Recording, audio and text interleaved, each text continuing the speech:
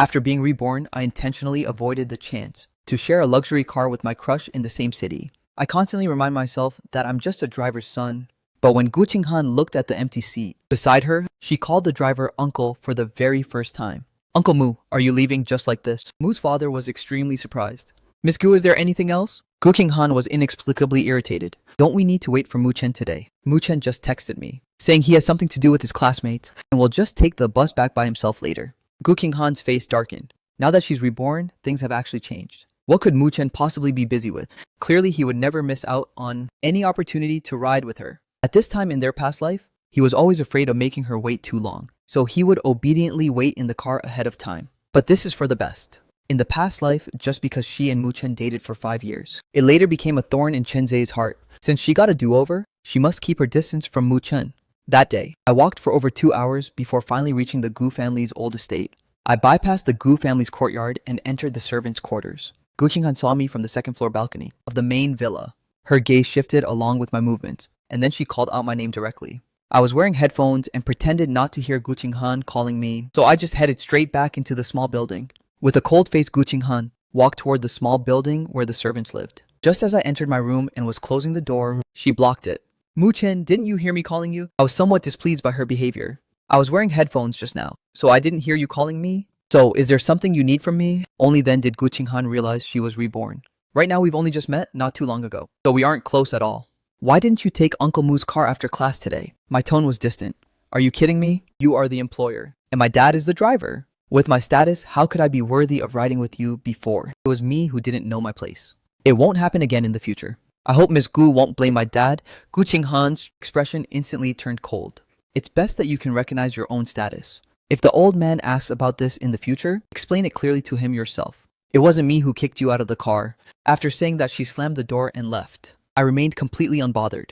In this life, I will absolutely not repeat the same mistakes. I have already applied for a dorm room, but I still have to wait a few more days for a vacancy to open up. The next day, I got up early to wait for the bus by the roadside, while Gu Qinghan, who had just woken up, saw me heading out to school from her balcony. She stared at my retreating figure, her expression gloomy. Don't think that doing all this will catch my attention. A few minutes later, my bus finally arrived. The bus was packed with people, so I could only squeeze through the crowd toward the back. Just as I found a spot to stand properly, I suddenly felt someone bump into me from behind. Turning my head, I saw a middle-aged man standing right behind me, even giving me a slight smile. I wanted to change spots, but this man righteously refused to budge and insisted on standing right against me. Just at this moment, out of nowhere, a shockingly beautiful young girl squeezed through, holding a potted cactus in her arms. While saying "excuse me," she used the thorny cactus to clear her path and quickly squeezed right in front of that middle-aged man. The middle-aged man was a bit too slow, and his hand got pricked by the cactus. Are you insane? If you're bringing a cactus onto a bus, can't you watch where you're going? The girl stood firmly in the spot where the middle-aged man had just been, apologizing in a super half-hearted way. My bad. Won't happen next time. Thanks for understanding. The middle-aged man glanced at me, turned around resentfully, and changed spots. I looked at that girl, only to see her lowering her head to look right at me. Her features were sharp and expressive, looking at me as if she were looking at an idiot. I locked eyes with her for a few seconds, unable to help but ask, "Are you laughing at me?" The girl paused. "Be careful when you take this bus from now on. There are quite a lot of those creeps. I've already run into them several times." It finally clicked for me, so she was actually helping me out just now. Thanks for helping me. My name is Mu Chen, a drama script writing major at University A. What about you? Su Xiaowei. I'm an agriculture major at University B right across the street. While talking, the bus arrived at the stop. University A and University B are only 2 streets apart. After getting off the bus, I still wanted to express my gratitude, but Su Xiaowei took off with her long legs and quickly headed to the school across the street. I also turned around and went back to my school for class, not thinking too much about this whole thing. This year's school welcome party was especially lively, with Gu Qinghan as the grand finale this time. Everyone wanted to see what the little princess of the Nancheng Gu family actually looked like. I was the only one who completely lacked interest, because I didn't want to see Gu Qinghan, but Shen Haoxuan just insisted on dragging me along. This only happens once in a lifetime. We finally passed the exams to get in, so college life won't be complete if we don't go. I was directly dragged by Shen Haoxuan to the 3rd row of seats. A senior from the logistics department was moving snacks and pastries. He was incredibly busy running around and happened to spot me. So he begged me to help carry this box of bread backstage to distribute some food to the performing students who didn't have time to eat. I took the bread, bypassed the crowd, and walked backstage. There were many seniors waiting in the backstage area to perform. I placed the bread on the table near the entrance and subconsciously glanced inside toward the dressing room. In my past life, I specifically came backstage to grab a berry-flavored bread that Gu Qinghan liked for her because Gu Qinghan is allergic to peanuts, and many of those breads were nut-flavored, and a lot of those breads have a nutty flavor. I was afraid she would pick the wrong one and have an allergic reaction that would ruin the performance. But this time, I couldn't care less about her survival. After all, she's a grown adult, so she can't possibly not recognize the word nut. Inside the dressing room, Gu Qinghan, for some reason, delayed leaving for a long time, until there was a knock on the dressing room door. Song Yutong was about to get up to open the door, but Gu Qinghan was even faster than her. She walked over quickly to open the door, her voice very cold. "I'm not eating," but before she could finish, she froze. "Who are you looking for?" The boy outside the door was startled by Gu Qinghan's expression. "Miss Gu, I heard you have a performance tonight." With a loud bang, Gu Qinghan slammed the door with a sour face.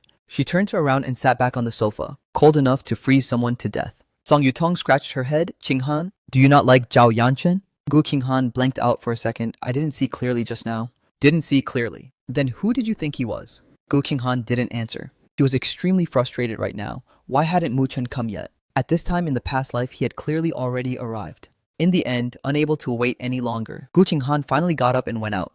As a result, she saw the people outside were already distributing the bread. Song Yutong brought some bread back. "Eat some to cushion your stomach. There won't be enough time to go out for dinner now.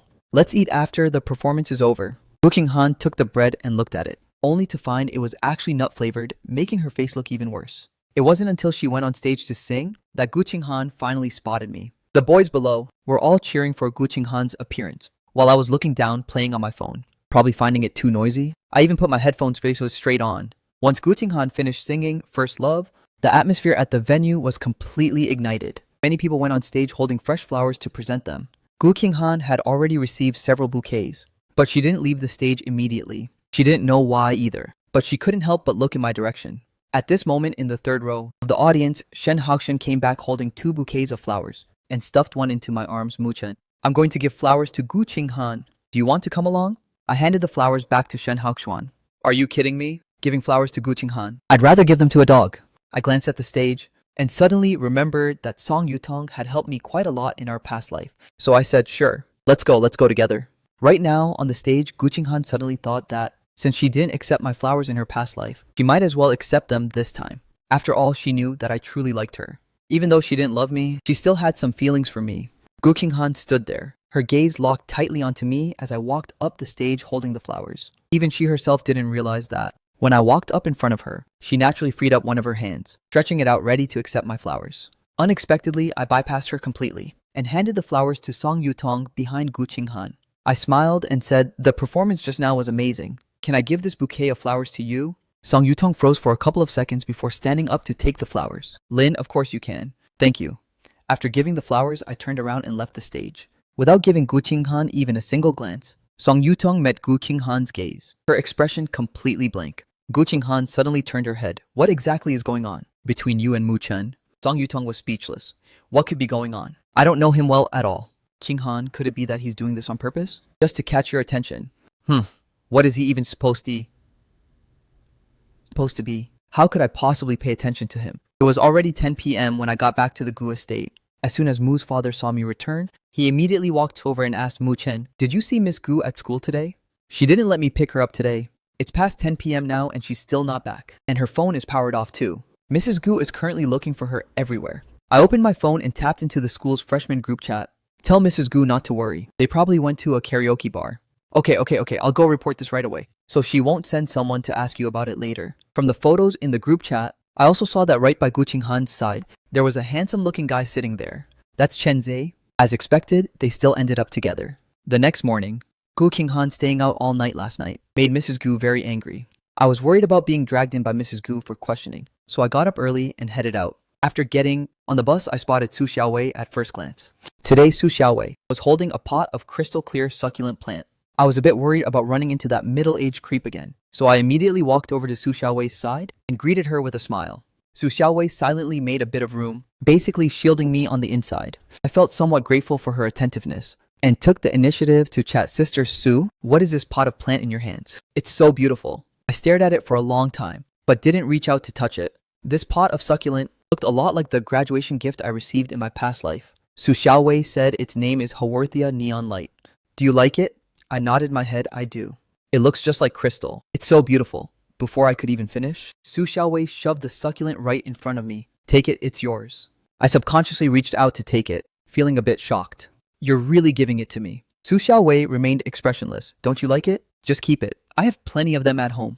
Only then did I recall that she's an agriculture major, so she's probably great at growing this kind of stuff. Last time she was literally holding a cactus. Besides, a pot of succulent probably isn't worth much anyway. I happily accepted it. Thanks, Senior Su. I'll buy you bubble tea next time.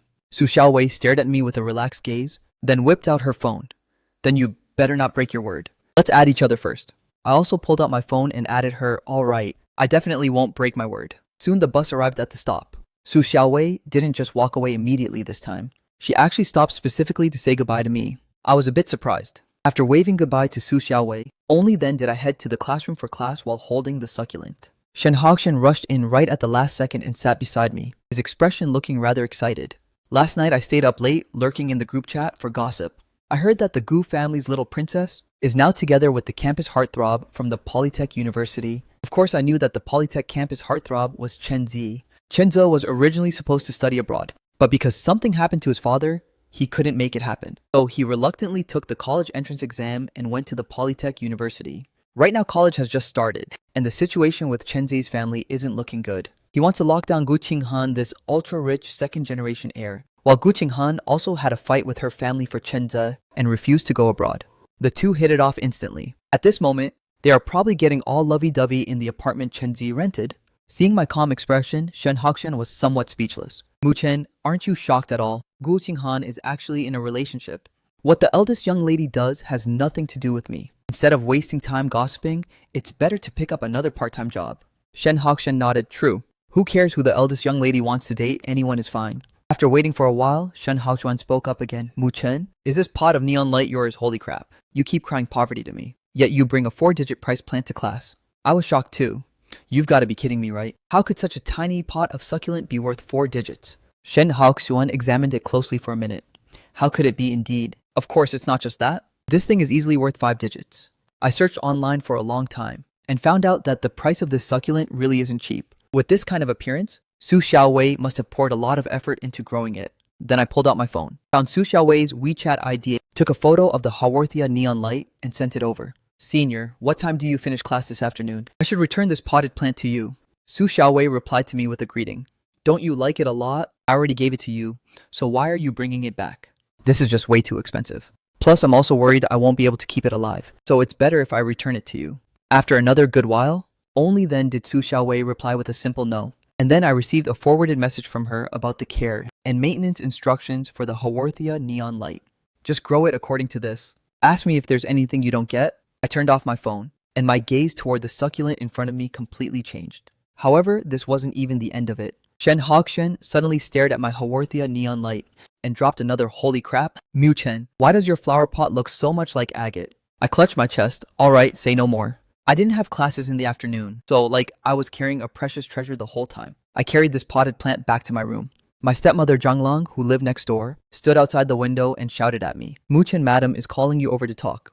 As soon as I heard Mrs. Gu, I got a bit irritated out of pure reflex. During those 5 years of being with Gu Qinghan in my past life, Mrs. Gu would always find trouble for me whenever Gu Qinghan wasn't around. The dorm room I applied for will take another week to be ready, so I still have to stay here for 1 more week. I came in front of Mrs. Gu and asked obediently, Madam, what do you want me to do? If it's within my power, I will definitely not refuse. Qinghan skipped class again. The counselor called me today and said she hasn't gone to class for 2 days already. School has only just started. Mrs. Gu spoke with bitter disappointment, but I wasn't moved at all because I knew the school counselor would never call Mrs. Gu to say that Miss Gu was skipping classes. Who would dare to mess with the Gu family's little princess? And who would dare to care whether she attends class or not? Isn't Mu Chen at the same school as Qinghan? Some of the overlapping courses are taken together too.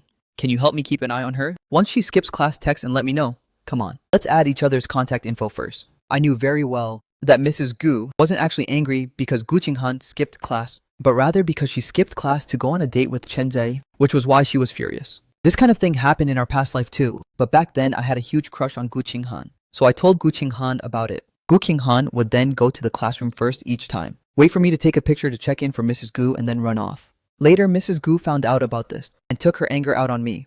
This time, I will not help Gu Qinghan anymore. Just as I was about to refuse, Zhang reached out and slapped my back. It's just taking a photo of Miss Gu, right? This isn't really a hard thing to do. Madam, please rest assured. Wu Chen can definitely do it.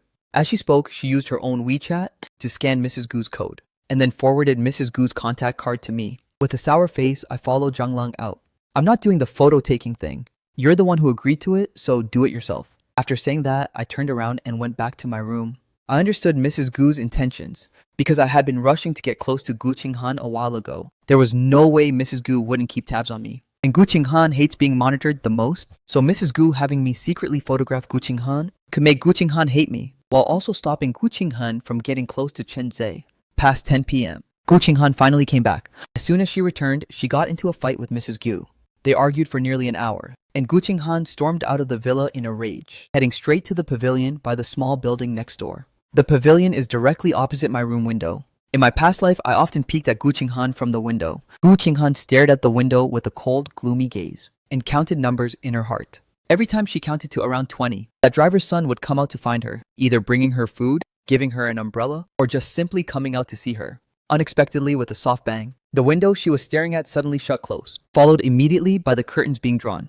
Gu Qinghan froze for a second, with a completely unbelievable look on her face. With a dark face, she walked to the window and knocked a few times. I didn't expect Gu Qinghan to come knock on my window, so I stood inside the room for a few seconds before walking out. Miss Gu, are you looking for me? Gu Qinghan looked at me with a complicated expression.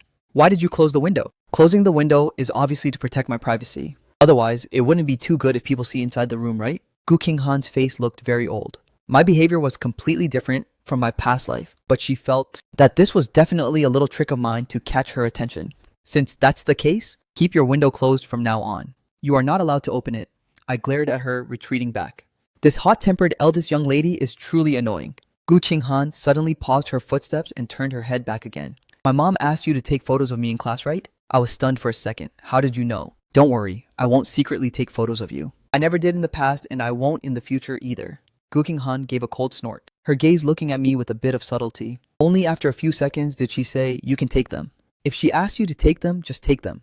Anyway, I won't skip classes. After saying that, she turned around preparing to leave the courtyard. She remembered that in her past life, because I helped her fool her parents, I was scolded by her parents for a very long time. This time, she didn't really want me to get scolded like that again. Unexpectedly, I suddenly called out to stop her. Wait a minute. Gu Qinghan paused her footsteps, an as expected look appearing on her face. He really still likes her after all. With a proud expression, she asked, what is it? As a result, she saw me holding my phone, with the camera lens pointed right at her. Miss Gu, you just said I could take photos of you, right? Could you please say that again? Just so I don't get blamed for it later. Where is Gu Qinghan's temper? I said you can film. Film if you want to. Is that enough? After saying that, he turned around and walked away with big strides. Satisfied, I saved the video and went to sleep peacefully. Never would I have thought that Gu Qinghan would be so pissed he couldn't sleep all night. Next day, Gu Qinghan had an early morning class. After getting into the car, she habitually looked over to the left side. I, who should have been obediently waiting for her, was still not in the car. The car hadn't been driving for long before it passed by me as I was walking. Gu Qinghan's gaze focused primarily on the milk in my hand. I always liked drinking milk in the morning. Every day when I woke up, I would place 2 bottles of milk in warm water to soak. When heading out, I'd bring them along to drink in the car. Gu Qinghan hadn't had that kind of milk for a long time. She stared at it for 2 seconds, then suddenly said, stop the car. Then she told me outside the window, get in. I shook my head, thanks Miss Gu, but no need. I'll just take the bus. This was the first time Gu Qinghan took the initiative to show goodwill, yet I actually didn't appreciate it. She let out a cold snort. Suit yourself. The luxury car sped away, and I caught the bus right on time too.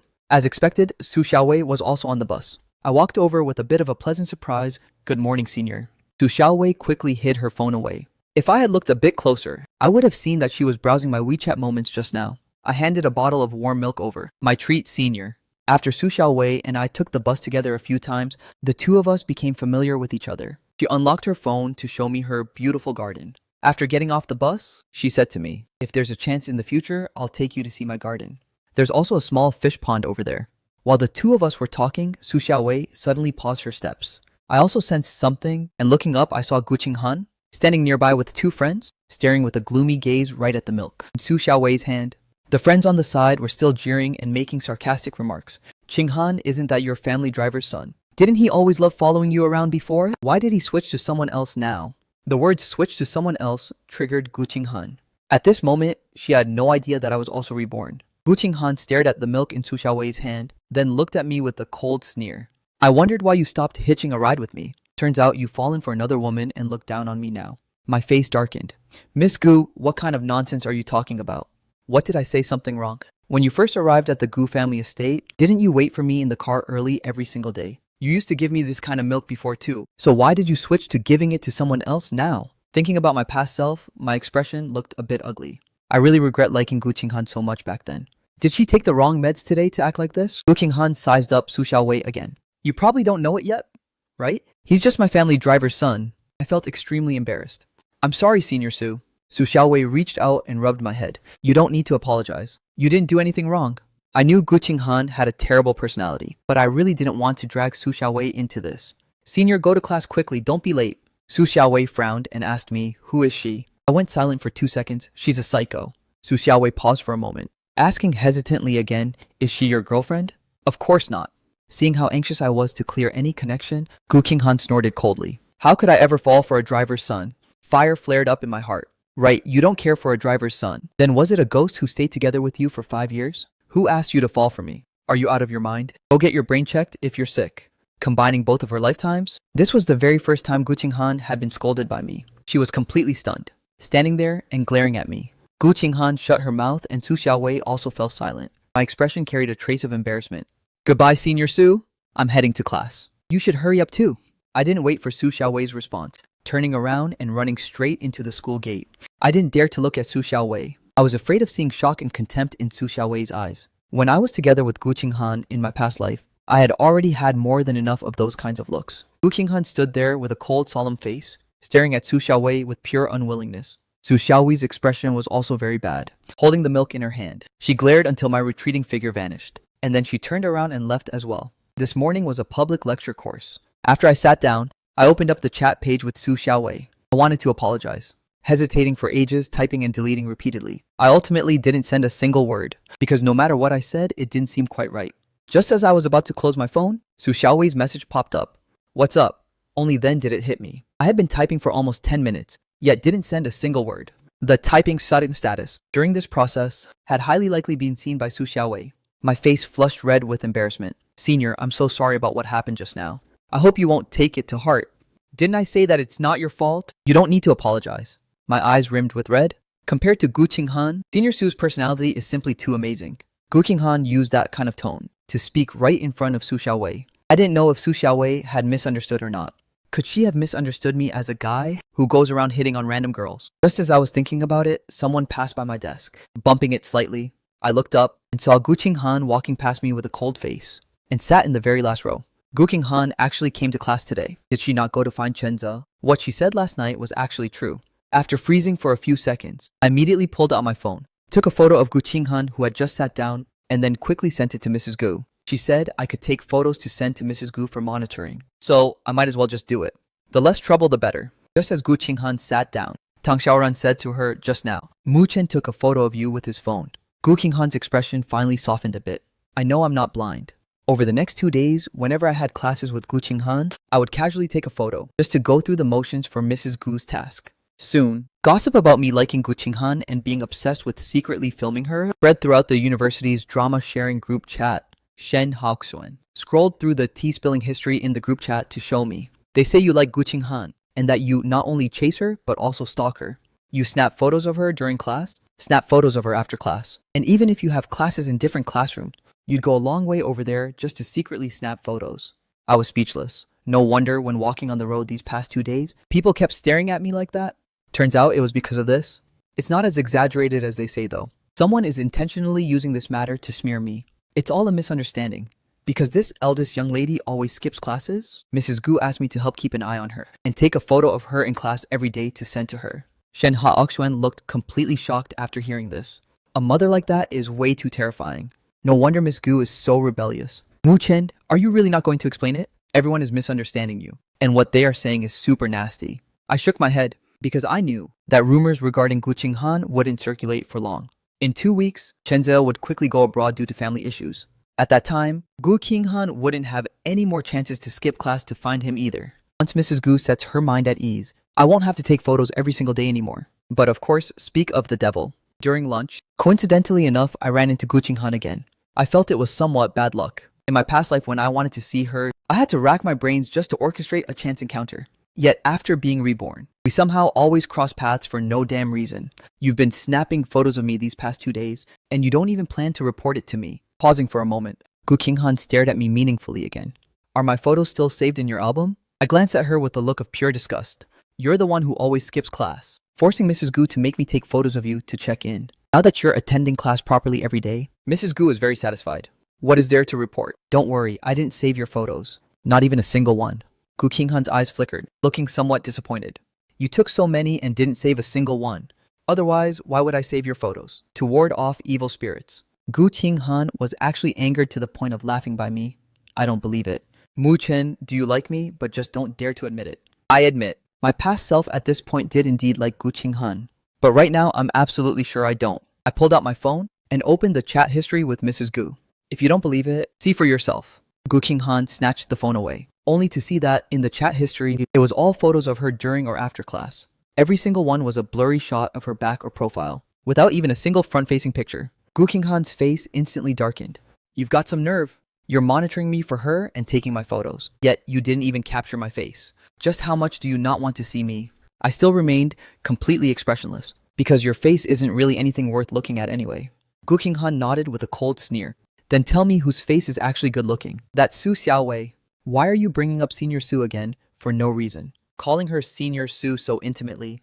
I'm also older than you, so why don't you call me Senior? What exactly is your relationship with her? I reached out to grab my phone back. No matter what our relationship is, it has nothing to do with you anyway. Gu Qinghan's face turned gloomy, and with a hard fling, she threw the phone onto the ground. With a cracking sound, the phone screen shattered. I quickly picked the phone up. Gu Qinghan, are you insane or what? The phone screen is broken, you're gonna pay for it. I will send the bill to you when the time comes. And I hope Miss Gu won't default on the payment. Saying that, I just walked away, not wanting to spend another single second with Gu Qinghan. Gu Qinghan stomped her foot in anger, damn it. Before knowing that I snapped photos of her, she had been secretly gloating, thinking I had a crush on her, which was why she let me take them, believing I would definitely look at the photos secretly back home. As it turned out, she had now ended up half dead from pure frustration. When heading out, I walked through the food street to return to school, unaware that Su Xiaowei from the opposite school happened to be having lunch on this very street with her classmates today. Su Xiaowei spotted me first but didn't call out to me. She had spent several hours in the agricultural college this morning, so the clothes on her body had mud spots on them. She didn't want to ruin her image in front of me, plus my expression didn't look too good either. Once my figure disappeared into the crowd, Su Xiaowei noticed that her classmates at the same table were also staring at me. He's the one you guys were talking about, right? Looks like a total goody two-shoes boy. I really can't tell he's a stalker. Su Xiaowei couldn't help but speak up. What are you guys talking about? What stalker? Gu Qinghan, the most popular girl at university. I don't know if you've heard of her. I heard her family driver's son has a crush on her, goes to the same school as her, and has been secretly snapping photos of her every single day lately. The classmate pulled up a post. Look, the eldest young lady of the Gu family has only been in school for 2 weeks, and she's already being secretly photographed by a fanatical pursuer. The person secretly filming her is exactly this guy. In the post, it was strikingly a photo of me holding my phone and snapping a photo of Gu Qinghan's back. Su Xiaowei then thought about what Gu Qinghan said that morning. Could it be that Mu Chen truly likes Gu Qinghan? She frowned a bit. No matter what, these posts are not good for Mu Chen, so it's better to have someone handle and remove them. When I got back to school, I also saw the news breaking that I had been secretly photographing Gu Qinghan. However, very quickly that news piece was deleted, and all information related to me was also completely wiped clean. Shen Hokshin was completely shocked. Is this the power of the Gu family? They can literally wipe it from the entire internet. I looked at my phone hesitantly, feeling that this matter probably wasn't done by Gu Qinghan. But if it wasn't Gu Qinghan, who else would do such a thing? On the third day, as soon as I arrived at the classroom door, I saw Gu Qinghan walking briskly down the stairs. Today is Chenzei's birthday, so I'm going to buy a gift for him. Help me fool my mom for a bit today, and I'll attend class obediently tomorrow. She spoke as if it were a matter of course, like I was just supposed to do things for her. I held up my phone, snapped a quick photo of Gu Qinghan, and then said with a cold face, "Alright, you can go now." As I spoke, I opened WeChat, getting ready to send this class-skipping photo to Mrs. Gu. Gu Qinghan suddenly snatched my phone away. How can you be so unreasonable? I already told you today is Chenzi's birthday. I'll be back at 8 p.m. tonight. Is it really that hard for you to help me handle my mom for a bit? I sneered, It's very hard.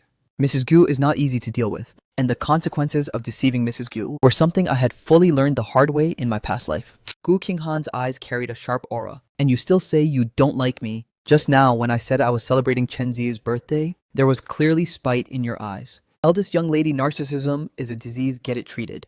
Gu Qinghan was so angry that she spun around holding my phone, turning around to leave. I'll be back at 8 p.m. tonight. You can find me to get your phone back then. I'll explain things to my mother myself. I chased after her in anger. Gu Qinghan quickly got into her car, then stepped on the gas and drove away. Caught between Mrs. Gu and Gu Qinghan, I felt extremely constrained. I made up my mind that I must get my father to resign, and then find a few more part-time jobs to earn money myself. Without a phone, I naturally couldn't contact Mrs. Gu, so I'd still have to explain myself to her when I get back. Moreover, without a phone, I couldn't take the bus, or buy anything either. Today, I could only ask Shen Haoxuan to help me unlock a shared bike to ride back. I figured Senior Su hadn't seen me for 3 days now, so she probably wouldn't try to contact me either. On the other side, Su Xiaowei arrived at the bus stop right on time. After waiting for 10 minutes, she boarded the bus that I would likely take. Arriving at a certain familiar stop, she immediately stood a bit straighter and looked toward the front door. But even until the door closed, she didn't see me get on. There was a trace of loneliness between Su Xiaowei's brows. Ever since the last time she and I got off the bus and ran into Gu Qinghan, I hadn't taken the bus again. Was he avoiding her, or was it for Gu Qinghan's sake that he deliberately cut ties with her? During class, she found my WeChat ID and sent over a message. How is that pot of Haworthia neon light doing lately? Remember to let it get some sunlight, but make sure it's not exposed to scorching sun. After this completely ordinary message was sent out, she began to anxiously wait for a reply. However, the whole morning passed, and Su Xiaowei still didn't get any reply. Waiting all the way until evening, I still hadn't replied. Su Xiaowei struggled with her thoughts for the entire day, and finally decided to send another message to ask, "Why aren't you replying? You didn't accidentally kill it, right?" This time it was very quick. The other side sent back a message, "Don't text Muchen ever again." Su Xiaowei's face darkened a bit. She sent a question mark over, and then a red exclamation mark appeared. Muchen had actually blocked her, right? Someone else must have used his phone to block her. Who was it, Gu Qinghan? Does Muchen really like her? Are the two of them together right now? At the school gate, after I said goodbye to Shen Haoxuan, I rode the shared bike back alone. While waiting for the traffic light at an intersection, Su Xiaowei, who was standing on a bus, spotted me on the bike. Su Xiaowei found it somewhat hard to believe. Just to avoid running into her, I actually started riding a shared bike to commute to school. I was riding lazily along when I suddenly heard someone calling my name from the roadside. It was a girl's voice, cold and deep, and it seemed to carry a trace of resentment. Until a hand pressed down on my bike's handlebar, I came to a complete stop. I looked up and locked eyes with Su Xiaowei. Su Xiaowei had a complicated expression. "Have you been riding a bike to school lately? It's such a long way. How long is it going to take you to ride back?" She wanted to confirm with me whether I was worried about Gu Qinghan getting angry and didn't want to run into her on the bus, which was why I chose to ride a bike home instead. If that were the case, then she wouldn't take the bus anymore in the future. I still had no idea about being blocked by Su Xiaowei on my WeChat. "Senior, what are you doing here?" Su Xiaowei said guiltily, just passing by. "Well, that's really quite a coincidence." I pushed my bike along and walked with Su Xiaowei. I said honestly, when I came to school this morning, my phone was snatched away by Gu Qinghan. Right now, I don't have a phone to scan my bus card, so I could only have a classmate help me unlock a shared bike to slowly ride back. Su Xiaowei had been distracted the entire day, never expecting such an answer. "Are you saying your phone is with Gu Qinghan?" I nodded. She always skips class. So Mrs. Gu asked me to help keep an eye on her. But she got super pissed after finding out. So she snatched my phone away to stop me from contacting Mrs. Gu. Hahaha, so that's how it is. Su Xiaowei secretly felt relieved. Thank goodness she decided to get off the bus just now to find me and clear things up. Suddenly, a light drizzle began to fall from the sky. Su Xiaowei looked up at it. "It's raining. Let's go shelter from the rain first. Have you had dinner yet?" I nodded obediently. "I've eaten." Su Xiaowei had no choice but to ask me again. "Then have you had bubble tea yet?" I felt this question was a bit weird. "Not today." "Then let's go my treat for bubble tea." The rain had already started coming down, pattering along. People on the street were all running, and Su Xiaowei pulled me along as we started to run. There were already many people sheltering from the rain at the mall entrance. Su Xiaowei tugged at my sleeve and squeezed all the way inside. The atmosphere in the bubble tea shop was a bit subtle. Both of us silently watched the rain outside the window. In fact, we hadn't really met that many times in total, so I didn't know what to say, while Su Xiaowei was also deep in thought about something. Being pulled into the mall to shelter from the rain by Su Xiaowei, I had no idea that Gu Qinghan, who was currently celebrating Chen Zhe's birthday, was actually feeling extremely irritated. Chen Zhe knew that Gu Qinghan had always liked him a lot, but before this he had always led Gu Qinghan on and never officially agreed to date her. But recently he suddenly felt a sense of crisis because he discovered that Gu Qinghan cared about that driver's son much more than he had imagined. Taking advantage of this birthday, Chenze straight up made things official with Gu Qinghan. Never expecting that, when Gu Qinghan heard this, she didn't show a happy expression at all. She looked at the heavy rain outside the window, her brows slightly furrowed, and pulled out a phone with a shattered screen from her pocket. Chenze looked suspiciously at the phone in Gu Qinghan's hand, and instantly his alarm bells started ringing wildly. Qinghan, whose phone is this? Gu Qinghan's thoughts were in a chaotic mess. Is Mu Chen your driver's son? Why is his phone with you? Gu Qinghan pressed the phone button and saw the time was already 8:40. This morning, to prevent Mu Chen from tipping off Mrs. Gu about her skipping class to accompany Chenze outside, she had forcefully snatched his phone. Now that it was so late and it was still raining outside, she wondered how Mu Chen was doing. Gu Qinghan felt a bit anxious. She wanted to stay with Chenze, but she had to go back. Ultimately, she told Chenze, "Why don't you come back with me? Stay at my place tonight, and I'll drive you to school tomorrow." Chenze was stunned for a moment. He had only been to the Gu family's old estate when he was a kid and hadn't visited since growing up. It seemed this time Gu Qinghan really wanted to make their relationship official. When the two got back, it was already 9:30 p.m. The first thing Gu Qinghan said upon seeing the butler was, "Tell Mu Chen to come see me." Miss Mu Chen hasn't come back yet. He's still not back. Gu Qinghan was instantly pissed off because she had his phone and promised to be back by 8 o'clock p.m. So she had rushed back with Chenze from the hotel, yet I hadn't even returned myself. The butler quickly explained, "Miss, it's so late and raining heavily. Mu Chen might not have brought an umbrella. Let me call and ask where he is and have a driver pick him up." Just as the butler made the call, my phone inside Gu Qinghan's pocket started ringing. She turned off the phone in irritation. "Don't bother with him. If he doesn't have an umbrella, can't he just buy one?" Speaking of which, she then realized that without a phone, how could I buy an umbrella? "Forget it. I'll go to the school to pick him up." The butler quickly stopped her. "Miss, you'd better not go. Madame has been waiting for you all this time." Mrs. Gu had been furious all day today because she couldn't get in touch with Gu Qinghan and couldn't contact me either. Now seeing that Gu Qinghan had actually brought Chenzi back, she was completely losing her mind. The butler looked at Chenze again. "Mr. Chen, I have already arranged a guest room for you. Why don't you head to the room to rest first?" Chenze looked at Gu Qinghan with a bit of grievance. "Qinghan, can I go to your room?" The butler felt it wasn't quite appropriate. Mrs. Gu was currently fit to be tied, so wasn't this just adding fuel to the fire? Gu Qinghan, however, completely ignored the old butler's look and reminded him, "I'm sorry, Ace. I can't accompany you for now. Go to my room to rest for a bit first, and I'll go see my mom." On the other side, Su Xiaowei and I were sitting in the coffee shop. Su Xiaowei took the initiative to suggest the rain won't stop anytime soon. Instead of sitting here and waiting, why don't we just go upstairs and watch a movie? I felt like the two of us hadn't really reached the level where we could watch a movie together. "Senior, actually, you don't have to keep me company. I can just wait here by myself for the rain to stop. Did you forget about the time you ran into bad guys on the bus? It's not early anymore, and it's so unsafe for you to be alone without a phone. Don't tell me you still plan on riding that bicycle back?" Su Xiaowei stared at me earnestly, with a trace of strictness in her eyes. Meeting her gaze, I shook my head subconsciously. Su Xiaowei straight up stood up. "Let's go. Let's just watch a movie. How about that animated movie that's super popular lately?" I kept feeling like something was off. Before I even had a chance to speak, Su Xiaowei lowered her head to look at her phone. "It starts in 20 minutes. We can still buy tickets now. Do you want popcorn?" "No, no need." My train of thought couldn't even keep up with Su Xiaowei's speed. How did the previous sentence ask if I wanted to watch, and the next sentence she had already bought the tickets? "Okay then, we won't buy any. Let's head upstairs first." I hesitated to speak, and obediently followed behind Su Xiaowei. Looking at me acting like this, Su Xiaowei felt a sudden itch in her heart. She admitted that she was actually a bit wicked. I was exactly her type. From the very first glance she caught of me on the bus that day, her heart skipped a beat. She had also planned out how to pursue me step by step.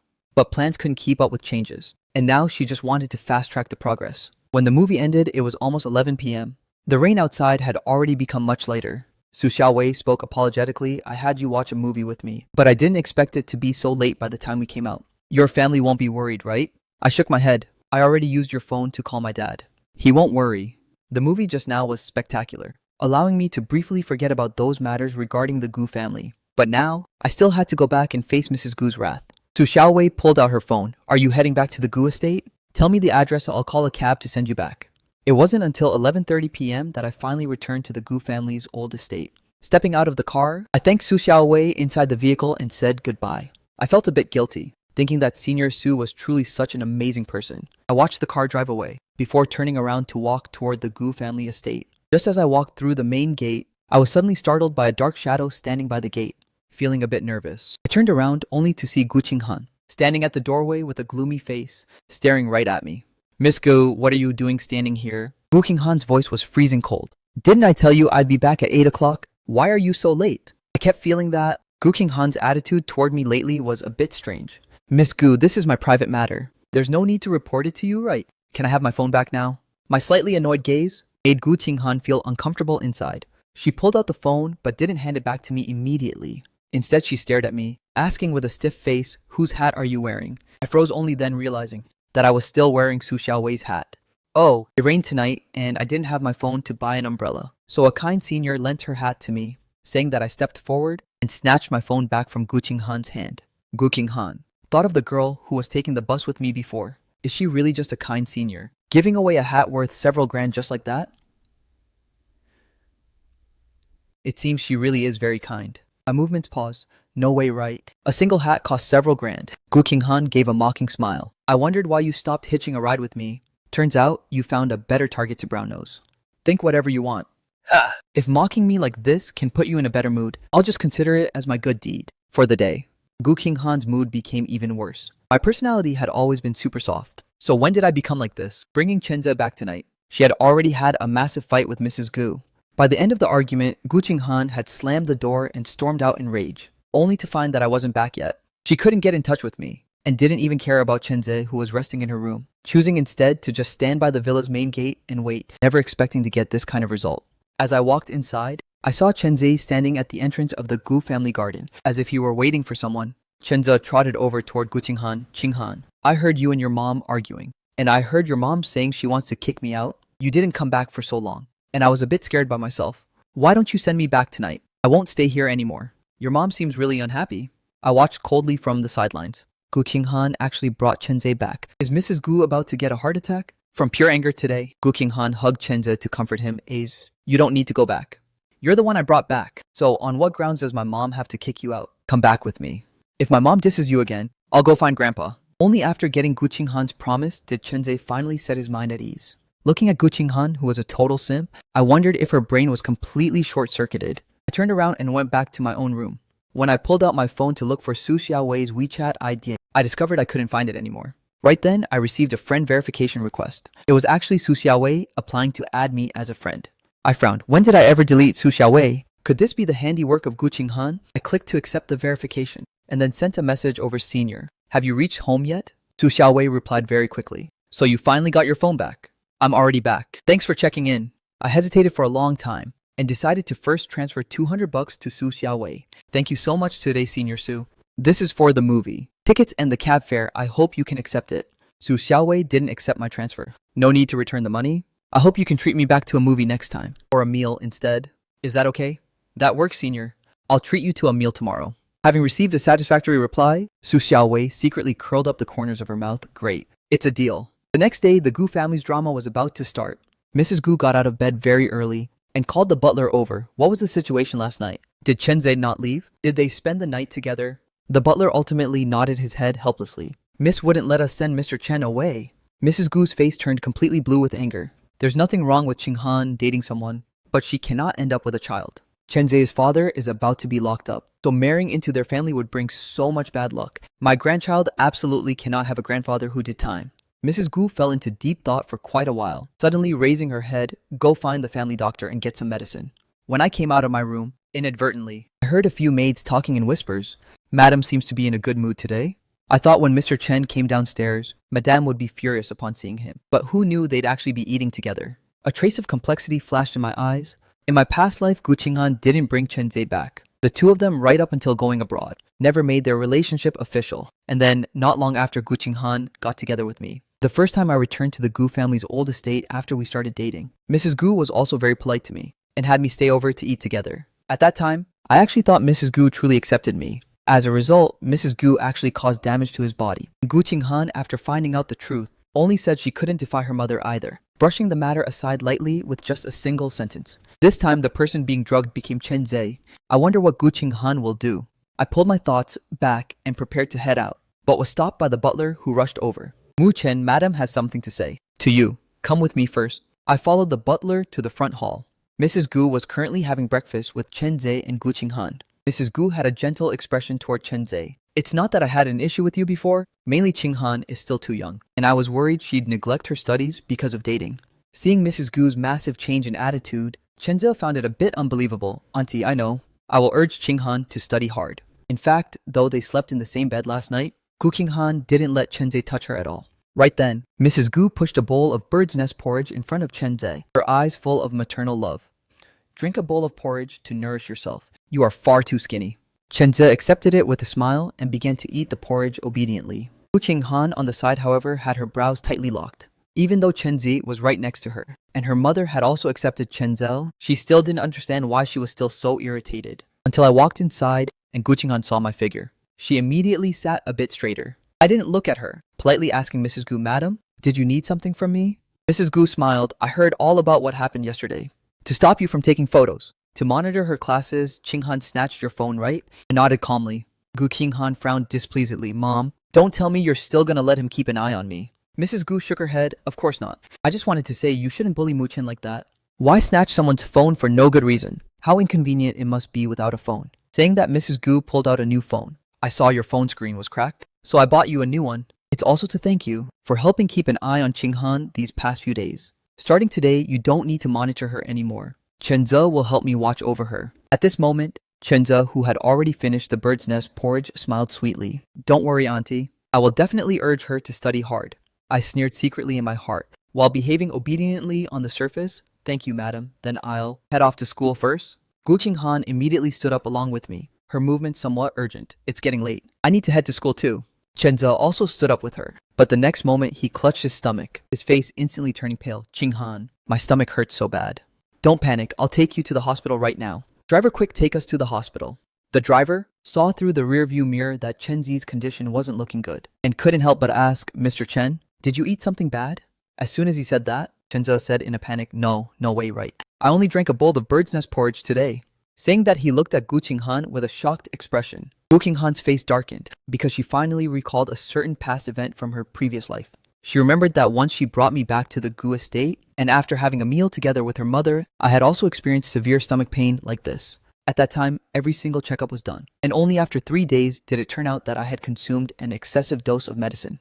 Because of this, Gu Qinghan and I had a huge fight. She thought I took the medicine myself. Back then, I suspected Mrs. Gu did it, but Gu Qinghan didn't believe me. Right now, Gu Qinghan looked at Chenze's symptoms, which were down to a T exactly like mine in her memory. Chenze said weakly, "Qinghan, could there be something wrong with that bowl of bird's nest I ate?" Gu Qinghan suddenly shouted, "Stop the car, driver! You take A's to the hospital first. I'll be right there." She strode back into the Gu family's old estate, and at this moment, Mrs. Gu was just ordering the maids to clear the dishes. Gu Qinghan stared at the maid with a cold face. "Wait, leave the bowl Chenze ate from." Mrs. Gu looked at Gu Qinghan in surprise. Gu Qinghan looked terrifyingly gloomy. "Tell me, the bird's nest in Chenze's bowl just now, did you put medicine in it?" "Qinghan, you are truly a hopeless simp. Just because Chenze has a stomachache, you suspect I drugged him. I am your biological mother, and you're questioning me like this." Yes, in the past life, Mrs. Gu also used these exact words to put off Gu Qinghan. Back then, Gu Qinghan chose to stand on Mrs. Gu's side. But right now, intense regret and guilt swept away her sanity. She was with me for 5 years, yet never got pregnant. Mrs. Gu said back then she didn't look down on my background, and agreed to let me marry into the family. But the prerequisite was that we must have a child. Gu Qinghan's chest heaved with rage. "Yes, you are my biological mother, so you wouldn't do these things. You said today you agreed to let me be with Chenze, and you'd also agree to let me marry him in the future. But the prerequisite is that we must have our own child, right?" Mrs. Gu was stunned. How did Gu Qinghan know about her plan? Looking at Mrs. Gu's expression, Gu Qinghan roared in a breakdown, "Are you even human? How can you be so vicious?" I foresaw the farce of the Gu family, but I wasn't interested at all. In this life, everything about the Gu family has nothing to do with him. As soon as I got on the bus, I subconsciously looked for Su Xiaowei. Sure enough, Su Xiaowei was standing in the passenger area, looking right over at me. I squeezed my way through Senior. "Good morning." Su Xiaowei's eyes carried a hint of a smile. "Good morning." "Senior, I took your hat back with me. I washed it yesterday, but it isn't dry yet today. Once it's dry tomorrow, I'll return it to you." Su Xiaowei looked at me, smiled, and said, "Sure." "Muchen, do you have classes this afternoon?" I shook my head, "No, but I have to go to a restaurant for a part-time job this afternoon." "You have a part-time job at which restaurant?" "Just a restaurant called Renjian Yanhuo." "You've probably heard of it, right?" Su Xiaowei paused for a moment. She had more than just heard of it. That restaurant was actually opened by her mother. When Su Xiaowei and I got off the bus, Su Xiaowei asked another question. are you going to that restaurant for your part-time job? Every single night from now on. I nodded, yes. Their requirement over there is from 7 p.m. to 9 p.m. Su Xiaowei nodded her head, without saying anything else. After separating the two of us, went to our respective schools. Gu Xinghan didn't come to school at all today. Of course, I guess for the next few days, she probably won't show up at school either. Chenzi's hospitalization will last at least 3 days. And after that, it's about time for him to follow his mother abroad. In the past life, Gu Qinghan held a grudge over Chenzi leaving without saying goodbye, obsessing over it for many years. Now she can finally give Chenzi a proper farewell. When class was over, Shen Haoxuan was still gossiping with me. Man, I heard in the gossip groups that Chenzi from the neighboring tech university and Gu Qinghan have made their relationship official. Someone saw them at the hospital owned by the Gu family. Supposedly, totally rumor has it that Shen Haoxuan spoke quieter and quieter, leaning into my ear to whisper, supposedly, that Chenzi had an allergic reaction from taking enhancement pills, so he's hospitalized on an IV drip. Shen Haoxuan said with a sigh, I really couldn't tell, man. These rich kids sure play wild. I was completely shocked. You guys in the gossip groups can actually find out about even this. Even the thing about Chenzi taking pills is known. Doesn't the Gu family's hospital have non-disclosure policies? Shen Haoxuan said mysteriously, Mu Chen, there's stuff you don't know about this. Although that hospital belongs to the Gu family, aren't there other shareholders as well? Plus, there are so many guys who like Miss Gu, and they are super jealous of Chenzi. They wanted to dig up Chenzi's info, and with so many people helping, what is there that they can't dig up? Once Shen Haoxuan put it that way, I understood. Because back when I was hospitalized in my past life, rumors about me were also flying all over the place. Things like the driver's son being vain, climbing the social ladder to seduce Miss Gu, and so on. The rumors got even more ridiculous later on, saying my college entrance exam scores were fake, and that I took someone else's identity to enter the university. I shook my head and sighed, telling Shen Haoxuan, don't get mixed up in these matters. Just listening to it is enough. The Gu family isn't someone we can just gossip about freely. Shen Haoxuan nodded his head while looking at his phone. Don't worry, man. I know what I'm doing. With Gu Qinghan not coming to school and not even returning home, I enjoyed 2 more days of peace and quiet. However, very soon I ran into Gu Qinghan again. This time, it was at the Renjian Yanhuo restaurant where I worked part-time. I was wearing the black waiter uniform, clearing plates and utensils. Gu Qinghan brought Song Yutong and Chu Ruoyao into a private room in the restaurant. On their way to the private room, Gu Qinghan glanced over casually and saw me carrying plates. Song Yutong said in surprise, Qinghan, Mu Chen actually came here for a part-time job. Is he that broke? Chu Ruoyao gave Song Yutong a nudge and said, why do you talk so much? Let's go. Song Yutong took a glance at Gu Qinghan, knowing that Gu Qinghan was feeling super irritated inside, so she didn't say any more. Gu Qinghan had been having a very rough time these past 2 days. Chenzi had been on an IV drip in the hospital for 2 days, and the doctor said that the medicine caused pretty massive damage to his body. He'll have to nurse it back and recuperate carefully in the future. But in the short term, he will definitely lose his fertility. The short term, the doctor mentioned, actually meant a period of 1 or 2 years. But Gu Qinghan knew that in the past life, I went a full 5 years without ever getting her pregnant. If the same thing happened to Chenzi, then he would find out the truth sooner or later. How would she explain it to him when the time came? Chenzi was discharged from the hospital today and went back to the Chen family to recuperate. Gu Qinghan hid the fact that Mrs. Gu drugged him. She didn't know how to explain it to Chenzi, nor did she know how to face a haggard-looking Chen. More importantly, she suddenly really wanted to see me. Looking at me carrying plates in the distance, humbly explaining the dishes to a customer. A sudden surge of anger welled up in Gu Qinghan's heart. With a dark face, she left Song Yutong and Chu Royale behind and strode directly toward me. Today, I ran into a difficult middle-aged female customer. Instead of ordering her food properly, she kept asking me, you're new here, right? I haven't seen you around before. Are you a student from the nearby university? I smiled and nodded, yes, ma'am. So what dishes would you like to order? The other party said with a fake smile, working part-time at a restaurant at such a young age, are you super broke? Do you have a lot of student loans? Can you even pay them back yourself? The smile on my face was about to break. I held back my annoyance and spoke up. You don't need to worry about these things, ma'am. So, ma'am, you can look at what you'd like to eat first, and I'll come back to take your order in a bit. Saying that, I turned around to leave, but that customer suddenly blurted out, hey, I didn't say I wasn't ordering. What kind of service is this? Seriously, I've been working here for 2 days already, and this was the first time I've encountered such a painful customer. I was planning to go back and get the manager over, but right at that moment I saw Gu Qinghan walking over with a freezing cold face. She suddenly kicked the woman's table, straight up flipping the wooden dining table over. I took 2 steps back, staring at Gu Qinghan in shock. This customer? What do you think you are doing? As I spoke, I rushed over to push Gu Qinghan out, but Gu Qinghan blocked me instead, staring at that middle-aged woman with a gloomy face.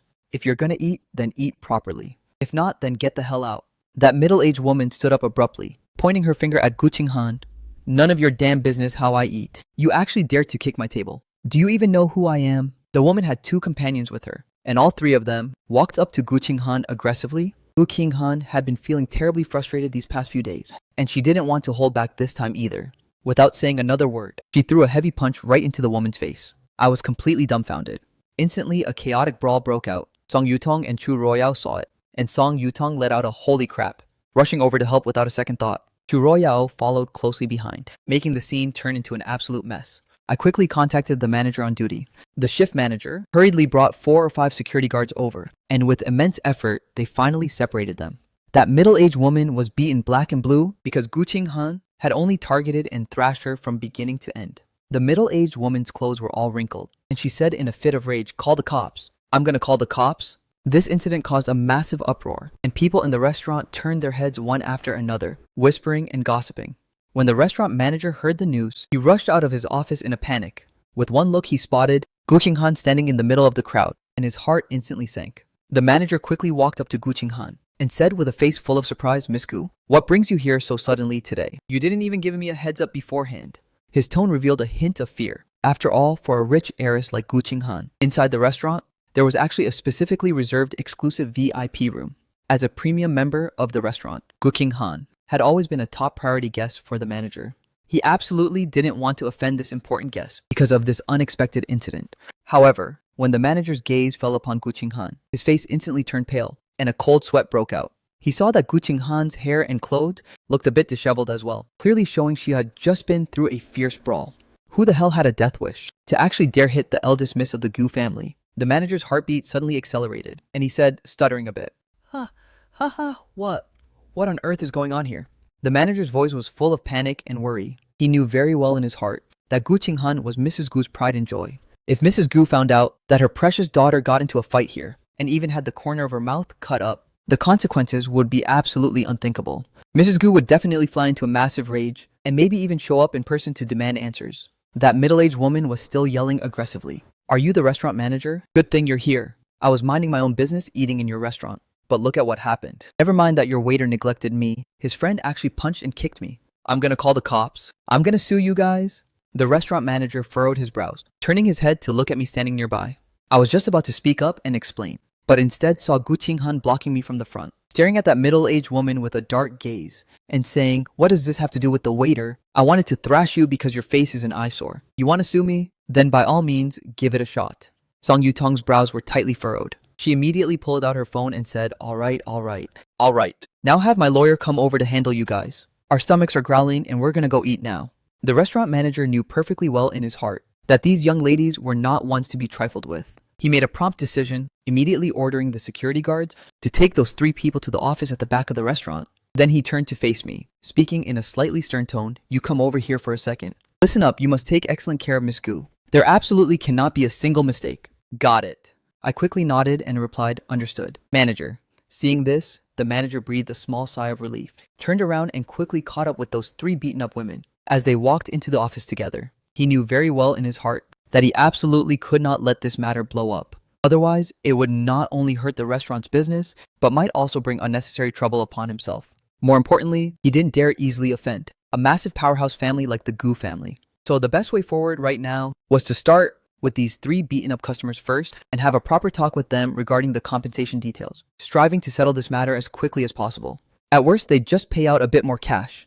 It was still way better than offending the Gu family. The Renjian Yanhuo restaurant operates strictly on a membership system because its privacy control is top-notch. Many billionaires and celebrities love to dine and meet here. The daily rent for a meeting room here requires a 5-figure sum. Many people who want to do business with stars or want to network with the ultra-rich will inevitably show up here.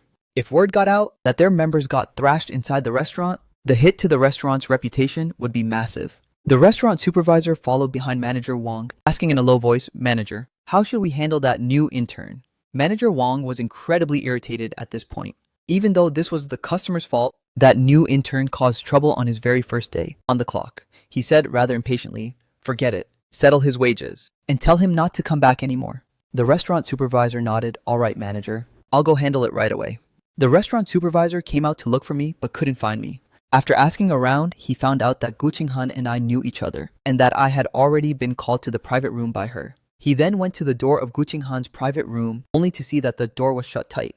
From inside came Gu Qinghan's voice. So what if I thrashed her? What's your deal, Mu Chen? You're actually blaming me. I was trying to help you. Don't tell me you were hoping she'd pay off your loans? Turns out you're that kind of person. I looked at her completely speechless, yet still spoke in a calm tone. Miss Gu, I have no intention of blaming you. It's just that today's incident blew up a bit too much. After we go back, Madam might ask me about it again. The moment I mentioned Madam, Gu Qinghan suddenly slammed the table, making a loud bang. Song Yutong frowned. Qinghan, calm down. Gu Qinghan sneered. She stared at me and asked, Mu Chen, do you really listen to my mom that much? You just do whatever she tells you to do. Seeing me being so well-behaved and submissive to her mom, Gu Qinghan was angry to death. She thought to herself that it was a pity I wasn't reincarnated. So I didn't know how I was set up by Mrs. Gu in the past life, even suffering bodily harm and losing my fertility. If I knew about it, maybe I wouldn't listen to my parents' words at all right now, right? I said with a calm expression, I'm not listening to Madam. I'm just really annoyed.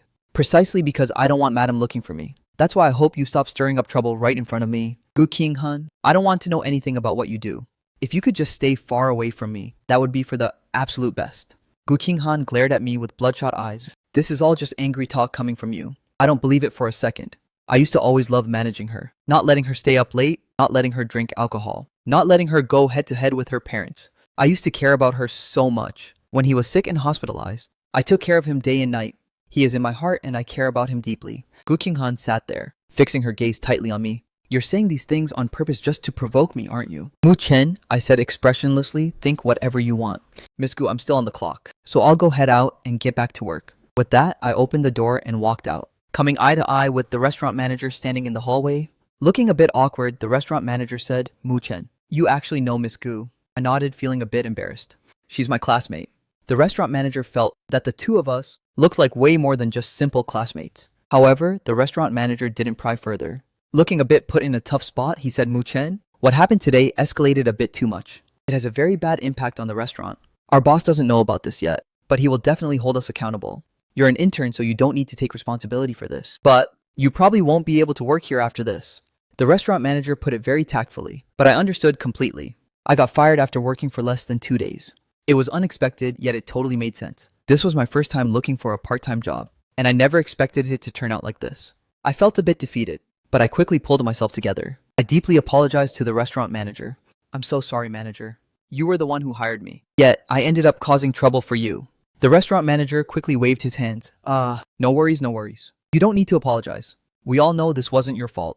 But there's nothing we can do. The members here all have massive backings. Since we're in the service industry, we just have to swallow our pride and take some grievances.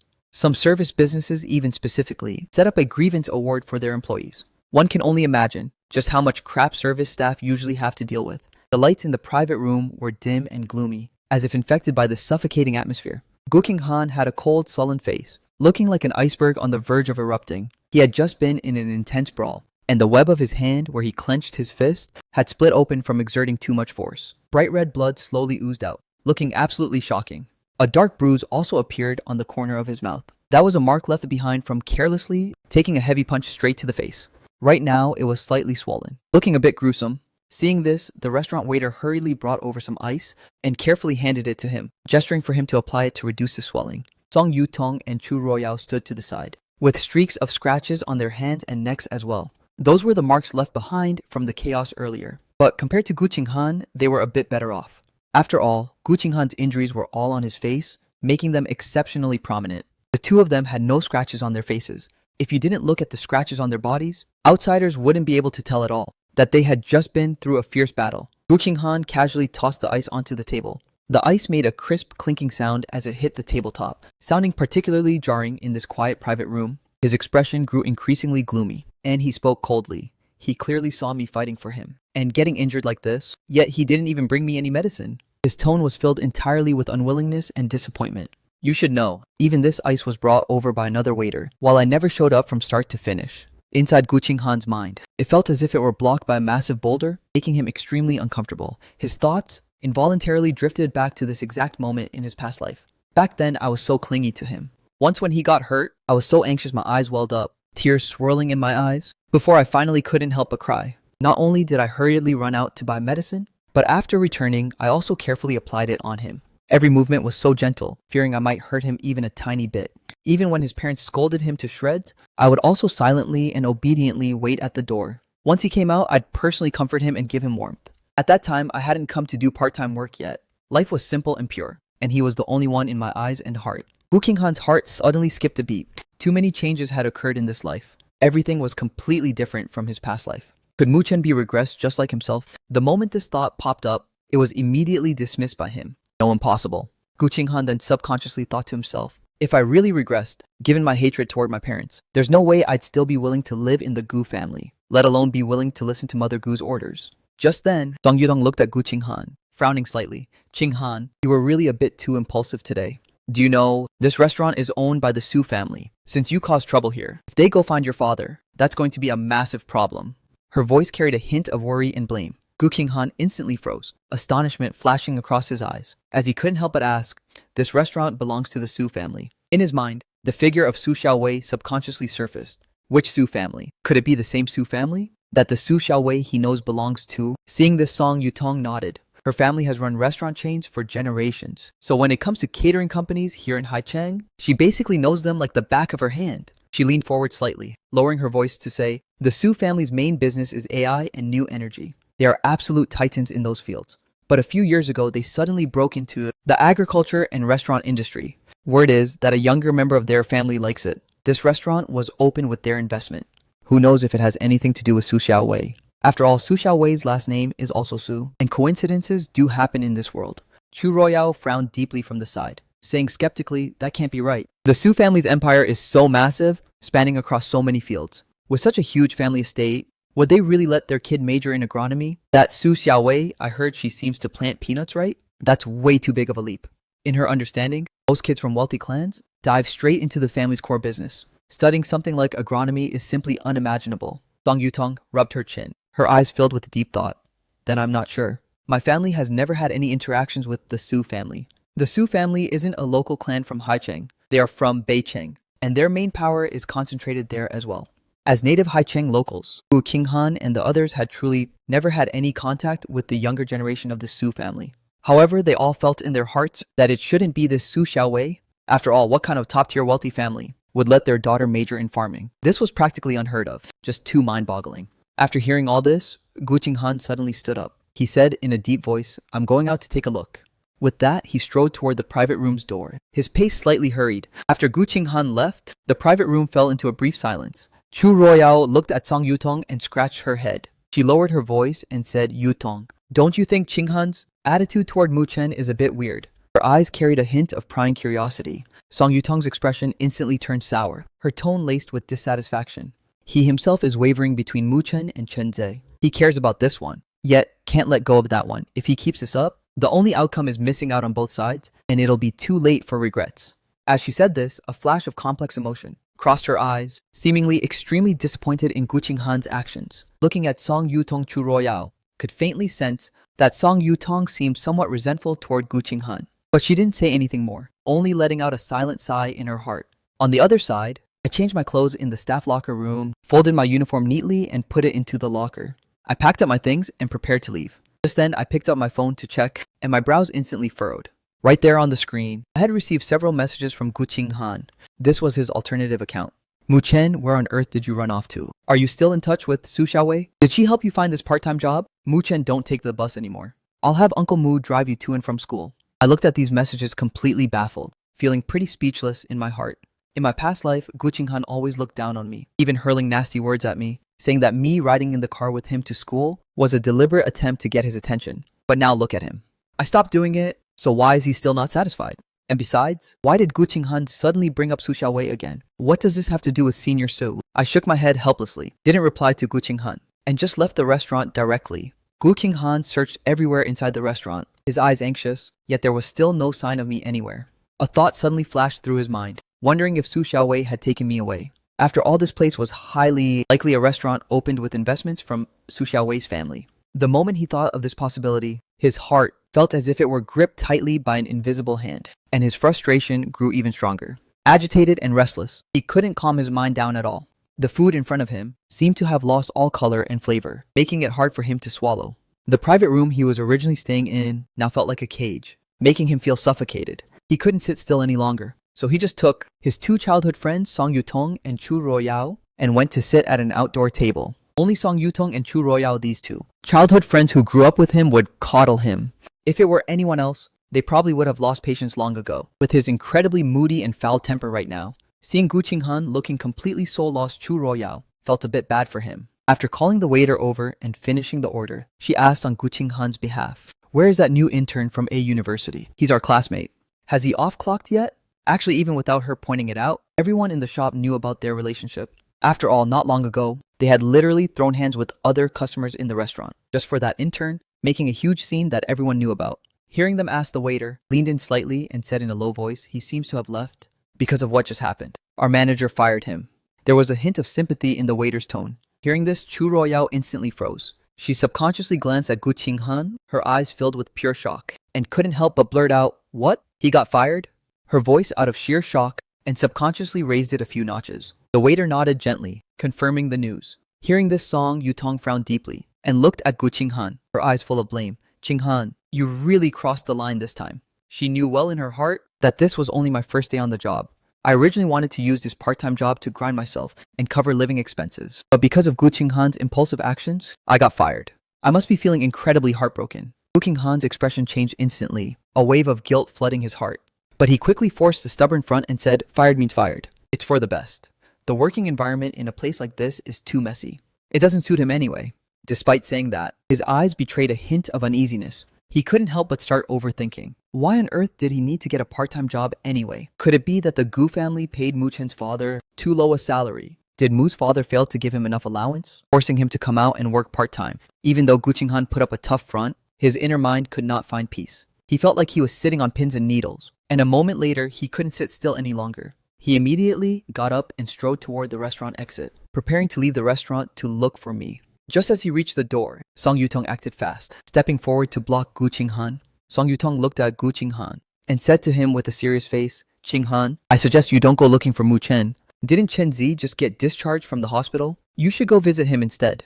In Song Yutong's eyes, Gu Qinghan was currently wavering between Mu Chen and Chen Zai. This behavior not only hurt both guys, but also threw himself into complete chaos. Hearing this, Gu Qinghan's face darkened instantly. With a grim expression, he said, "Why are even you blocking me and keeping me from finding him? Song Yutong, is it because Mu Chen gave you flowers at the freshman gala? So you've taken a liking to him too?" His tone carried a trace of anger and interrogation, as if he was already convinced that Song Yutong had other motives. Song Yutong's brows furrowed, her face turning incredibly grim. She looked at Gu Qinghan and said with heavier emphasis, "Qinghan, listen to what you're saying. You're being too impulsive. Calm down." Song Yutong realized that whenever it involved Mu Chen, Gu Qinghan became like a completely different person, always turning incredibly reckless and completely losing his usual rationality. Moreover, Gu Qinghan was naturally cold and self-centered, rarely putting himself in others' shoes to think. Because of this, it was very easy for him to cause resentment and hurt the people around him. Yet he remained completely oblivious to it, blindly doing whatever he wanted. Gu Qinghan scoffed, his eyes filled with pure disdain. "Stay out of my business. I know exactly what I'm doing." With that, he forcefully shook off Song Yutong's hand, walked straight to his car, opened the door, started the engine, and sped away. Watching this scene, Chu Royao looked conflicted and said to Song Yutong, "Yutong, why did you start a fight with Qinghan? He's always been like this. The more you talk, the less he'll listen." She paused for a second and added in confusion, "Didn't you used to never care about these things? Why did you poke your nose into it today?" Song Yutong stayed silent for a long time. "I just couldn't watch it anymore. Him acting like this will only cause more trouble for others." Needless to say, regarding the others she mentioned, Chu Royao knew she was referring to Mu Chen. Hearing this, Chu Royao couldn't help but give Song Yutong a few extra looks. She felt that Song Yutong's behavior today was a bit unusual. She used to be the most taciturn one, always playing the role of a bystander. Yet right now, she had become so prone to meddling. Not long after I came out of the restaurant, my heart was filled with pure frustration as I walked straight toward the bus station. Standing under the bus platform, I looked up slightly, gazing into the distance. The streetlights lit up one by one, casting a dim yellow glow on my tired face, making it look even more lonely. Just then, a red sedan came speeding over like a gust of wind, slamming on the brakes not far from the bus stop. The car door flew open, and Gu Qinghan strode out of the vehicle. He quickly walked over to me, panting slightly, and asked in a deep voice, "Why didn't you reply to my messages? Did you not see them, or did you just not want to reply?" His tone carried a hint of barely perceptible grievance. I slowly turned my head to look at him calmly. without a single ripple of emotion in my eyes, as if the Gu Qinghan standing before me was just an insignificant stranger.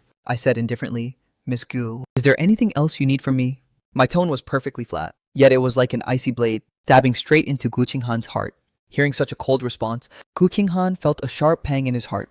He couldn't stand me being so distant with him. His brows furrowed tightly, furious yet stubborn look flashing across his face.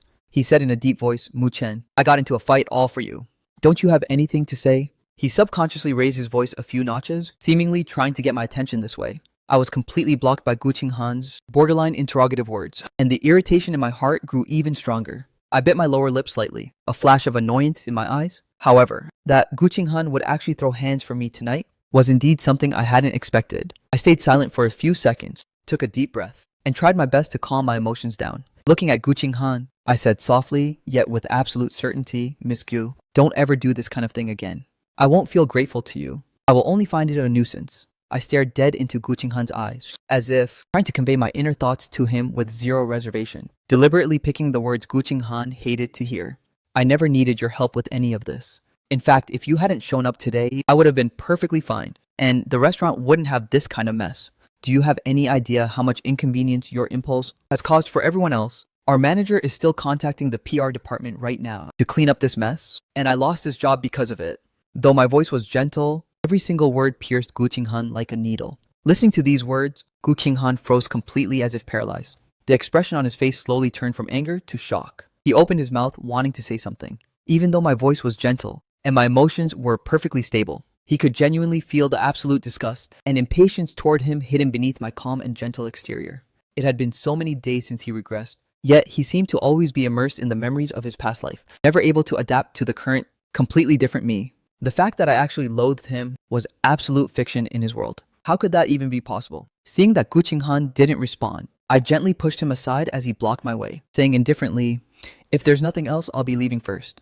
With that, I lifted my foot preparing to walk away. Seeing this, Gu Qinghan seemed to suddenly snap out of it, instantly reaching out to grab my hand. His grip was so tight it felt like he was going to crush my wrist. He stared intently at me, a trace of panic in his eyes, and asked urgently, "Why did you suddenly start working? Are you that broke?"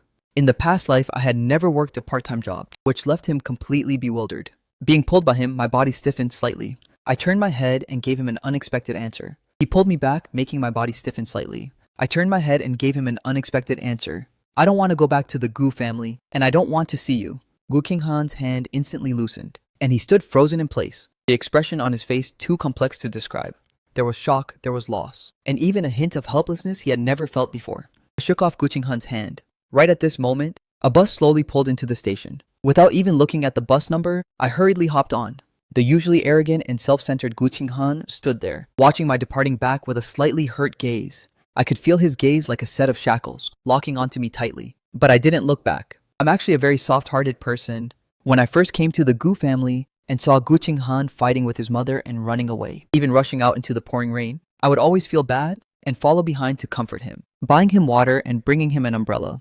However, my kindness didn't bring me a good reward. Someone like Gu Qinghan, having been a high and mighty young master for so long, takes everyone else's kindness for granted. In my past life, I was a total simp. But now that I've regressed, I definitely won't repeat the same mistake. Meanwhile, on the other side of the city, Su Xiaowei walked quickly to the back door of the restaurant. The security guard at the door nodded slightly to him, seeming very familiar with him. He didn't stop and went straight through the back door and into the restaurant. By the time Su Xiaowei arrived, the chaos inside the restaurant had already been settled. The three guys who got beaten up refused to take compensation and kept making a scene to call the cops. Manager Wang could only contact the legal department to handle the situation, while also reaching out to the Gu family. To put it bluntly, Gu Qinghan caused this mess. So when the restaurant couldn't handle it unilaterally, they could only get the Gu family involved to step up. Anyway, the restaurant was willing to pay and cooperate, but they couldn't agree to overly outrageous demands. After Su Xiaowei arrived at the restaurant, he first went to his private VIP room. After putting down his bag, he walked out to the front hall, his gaze sweeping back and forth across the waiters in uniform. Not seeing me, he frowned slightly and went to the kitchen to check on the staff. Many people knew Su Xiaowei, so they all thought the boss was here for an inspection and started grinding even harder at work. Just then, having finished dealing with the mess, Manager Wang came out of his office and spotted Su Xiaowei. His heart skipped a beat, and he quickly walked over asking carefully, "Young Master Su, are you here to hold me accountable?" This matter was indeed my oversight, but I really didn't expect that the new part-timer would be Master Gu's boyfriend. Otherwise, I wouldn't have dared to hire him. Su Xiaowei stopped and turned his head expressionlessly, his deep dark gaze staring heavily at Manager Wang. Manager Wang had been in the industry for over a decade, yet it was his first time being stared at by a young man until his skin crawled. He explained somewhat nervously, "This matter has pretty much been handled. We've handed it over to the legal and PR departments, and they will be over shortly." Su Xiaowei cut off his explanation. "The Master Gu you just mentioned? Is it Gu Qinghan from the Haicheng Gu family? He came here." Manager Wang thought to himself, "Oh, great." Turns out, after explaining all this, young Master Su had no idea about any of it, let alone being here to blame him. Manager Wang let out a sigh of relief. He wiped away the non-existent cold sweat from his forehead and said to Su Xiaowei, yes. Earlier this evening, Master Gu brought his friends over. As it happened, his boyfriend got into an argument with some customers, so Master Gu rushed over and threw hands. Manager Wang explained what happened in the restaurant tonight, play-by-play to Su Xiaowei. The more Su Xiaowei listened, the tighter his brows furrowed. His voice was bone-chillingly cold, as he asked why those 3 customers had 0 manners. Even though I didn't want to dwell on the grudges of my past life, Gu Qinghan kept coming to provoke me time and time again. Could it be I frozen in my tracks? A terrifying thought welling up in my heart. Could Gu Qinghan be regressed too? No way. If Gu Qinghan actually regressed, he should be looking for Chen Zhe and stopping Chen Zhe from going abroad. It makes 0 sense for his white moonlight to be right there, while he still comes to mess with a substitute like me.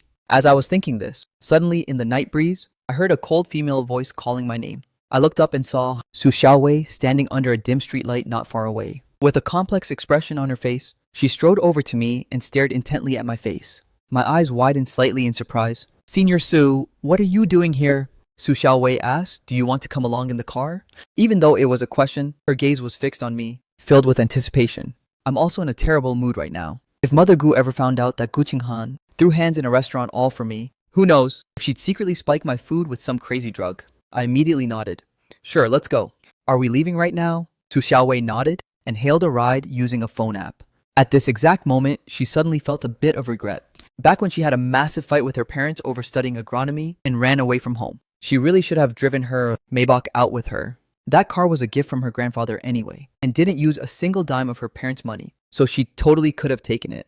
Always taking a cab with Mu Chen like this is such a hassle. Plus, she still needs to rent an apartment out here later, and take Mu Chen out to have fun everywhere. No way she needs to buy a car soon despite the restrictions. Anyway, she still has some cash on hand.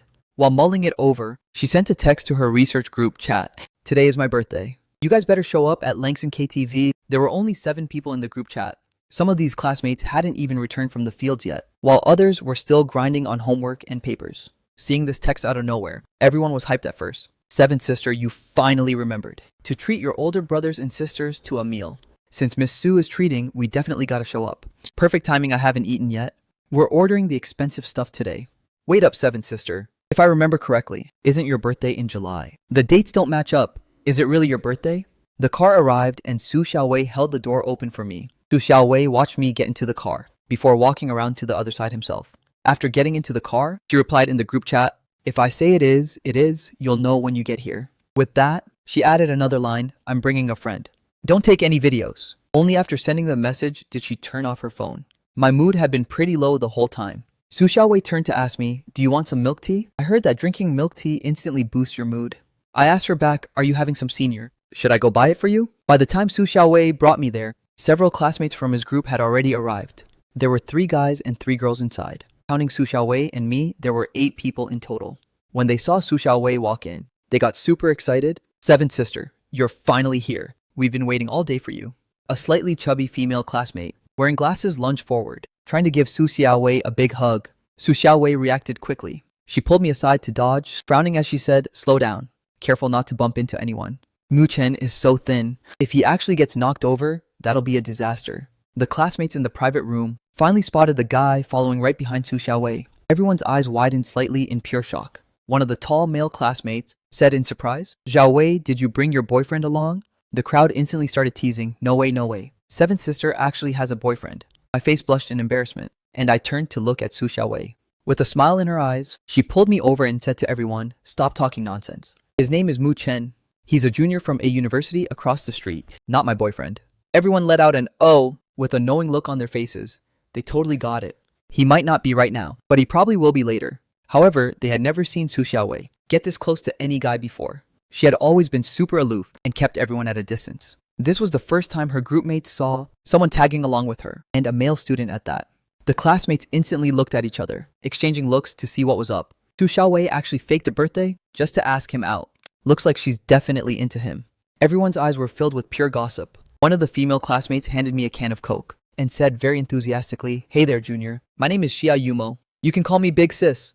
Just as I was about to speak, Su Xiaowei said in a cold voice, "Since the semester started, you've been adopting random younger brothers everywhere. You probably have a whole truckload of them by now, right?"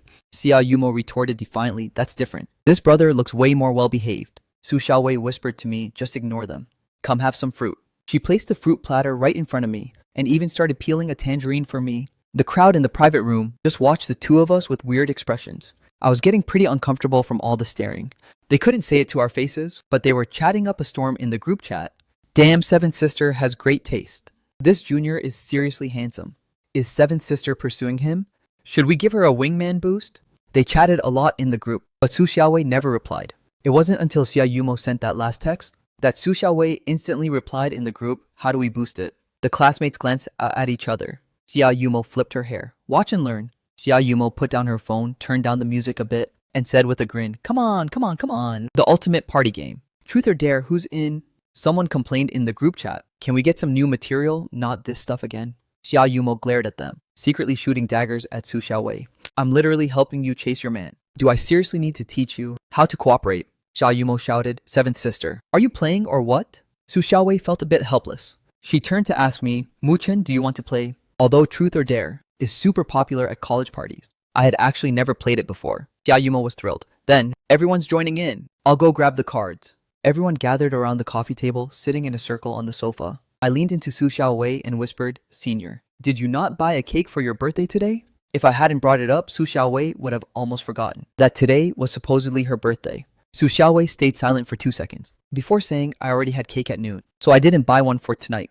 When saying these words, Su Xiaowei was actually feeling a bit guilty. But I didn't overthink it, and I didn't doubt Su Xiaowei's words at all. Then again, for any normal person who would ever expect someone to fake their own birthday, just then Xia Yumo came over with the cards. The 8 of them sat in a tight circle around the sofa. Xia Yumo happened to sit on my other side. She enthusiastically put the cards on the table and shouted, "Hurry, hurry, hurry, draw your cards." It wasn't easy for our seventh sister to finally fall for a junior.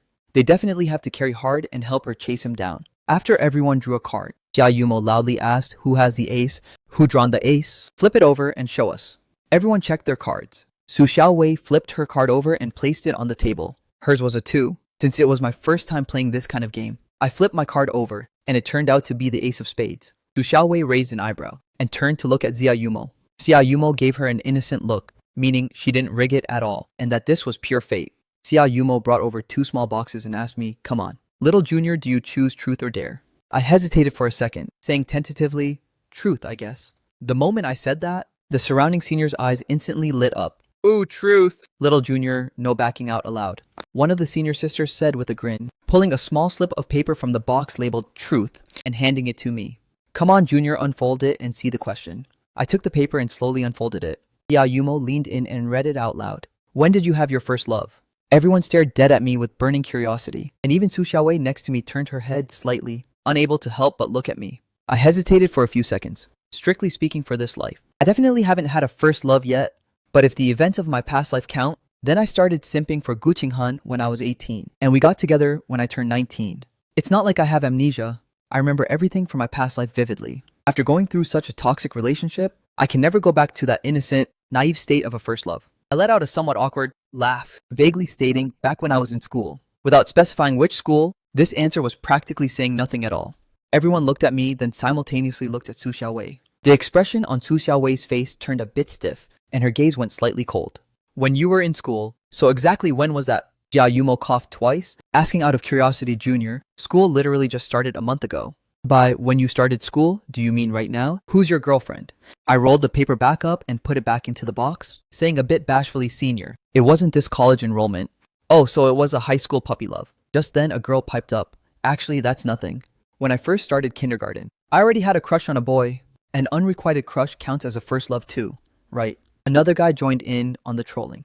"Well, if you put it that way, I already had someone I liked when I was 3 years old." Hearing this, Su Xiaowei's face relaxed again. Put that way, it actually made some sense. Xia Yumo was speechless. "Oh, fine, fine, fine. You all have first loves. Everyone has a first love, okay? Come on, let's keep going with the next round. In the second round, a senior sister drew the ace. She chose dare. Xia Yumo read the slip out loud, pick someone, and sit on their lap for 5 minutes.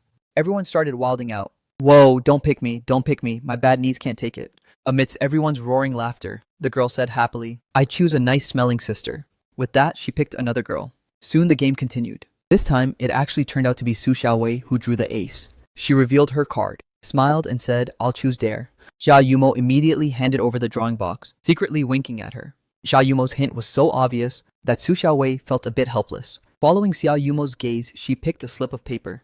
After unfolding it, Xia Yumo took it and read it loudly. Interlock. Your fingers with the person on your right for 10 minutes. Everyone instantly started hyping it up. Wow. The crowd instantly hyped things up, shouting, wow. Seventh sister, you're so lucky in love. Are Su Xiaowei's eyes on me? Now, whenever I see Su Xiaowei's hand, I feel a bit embarrassed.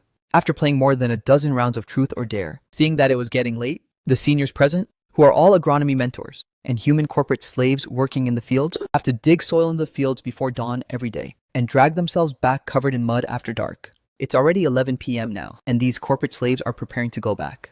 Otherwise, once the dorm gates close, the human corporate slaves will have nowhere to go. Xia Yumo asked Su Xiaowei, Seventh sister, are you going back to the dorm? Su Xiaowei used to live in the dorms, although she has a house in the nearby Dongshan Villa area. She rarely goes back to Dongshan. But recently, for some reason, Su Xiaowei rarely goes back to the dorm. Xia Yumo looked at me and then at Su Xiaowei, the gossip in her eyes practically bursting out. Sure enough, Su Xiaowei shook her head. No, I'll drop Mu Chen off. Xia Yumo let out an oh and said with a grin, all right. Then we'll head out first. Most of them live in the school dorms, so they rushed back to school before the dorm gates locked. Su Xiaowei brought me out of the mall and hailed another cab, asking me, were you happy tonight? She looked at my face, wanting to see if I was still sad. I smiled and said, thanks, Senior Su. I had a great time tonight. Su Xiaowei smiled. That's good. I was worried you wouldn't like it being so loud. After all, I look like the kind of quiet, well-behaved boy. She was really worried that bringing me to a KTV would make me uncomfortable. Just then, everyone in their group chat was teasing Su Xiaowei. Seventh sister is seriously incredible. She's the youngest, but she's about to escape the single life first.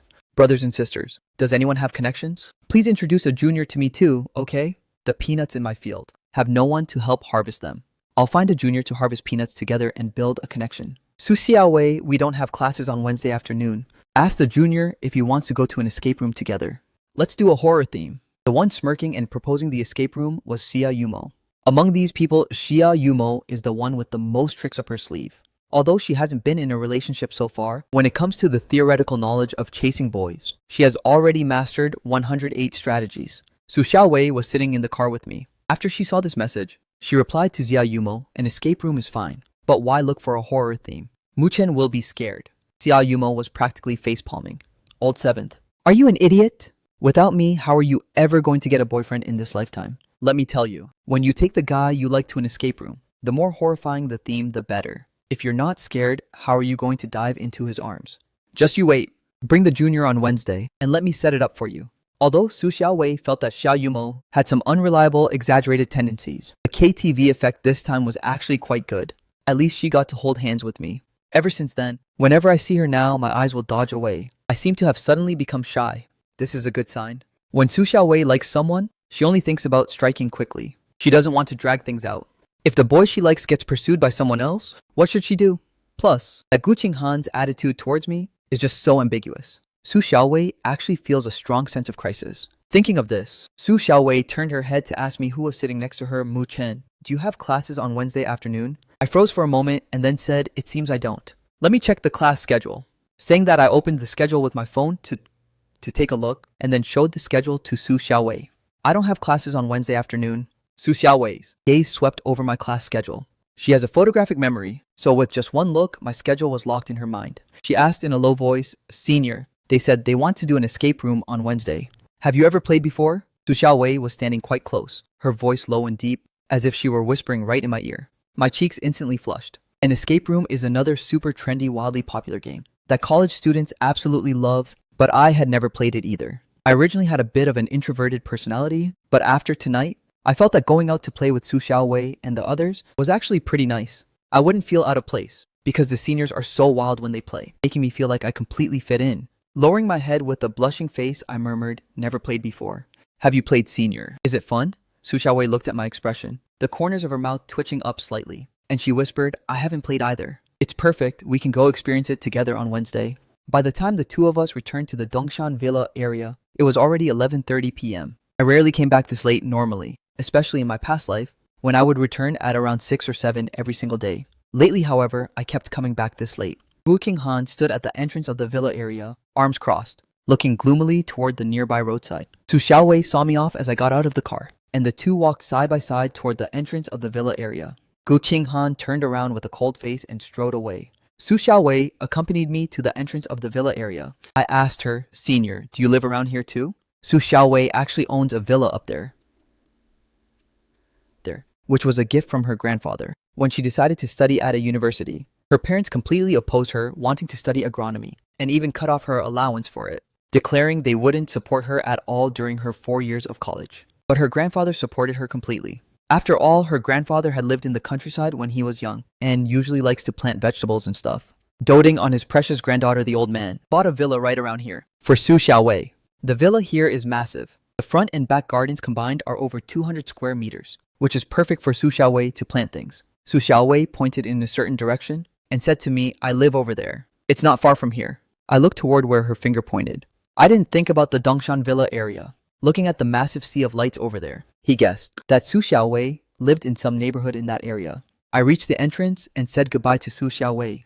Thanks for walking me back, Senior Su. I'll head inside first. Su Xiaowei stopped and nodded, waving her hand at me. See you tomorrow. My gaze glanced at her fair, slender hand with its distinct joints, and then I couldn't help but think of the moment our fingers interlocked tonight.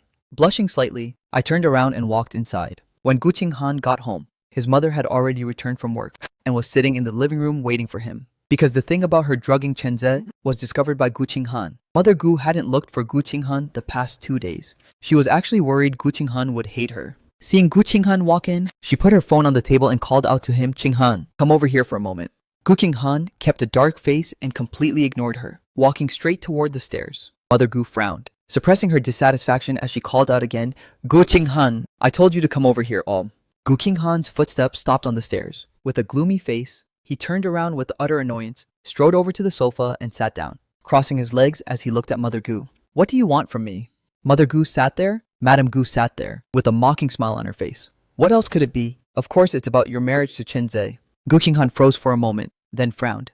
You don't need to meddle in my business with Chen Ze. What marriage? He hadn't even considered getting married at all? Mother Gu said mockingly. I saw how hopelessly in love you were with Chen Ze before, and I thought you wouldn't marry anyone else but him. How come the moment I mention your marriage now, you're so resistant? Gu Qinghan, what exactly do you mean by this?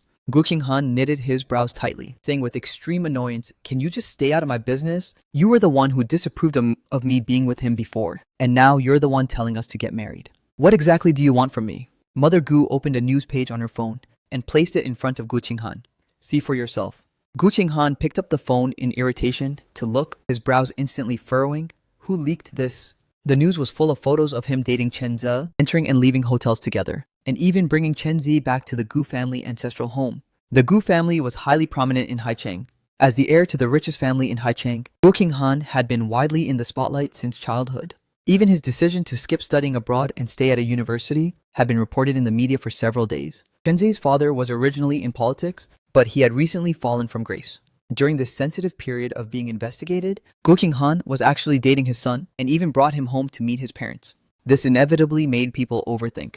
All of a sudden, the news coverage became overwhelming, and people online were already saying that the Gu family and the Chen family were in collusion. Mother Gu sneered and said, now look at this.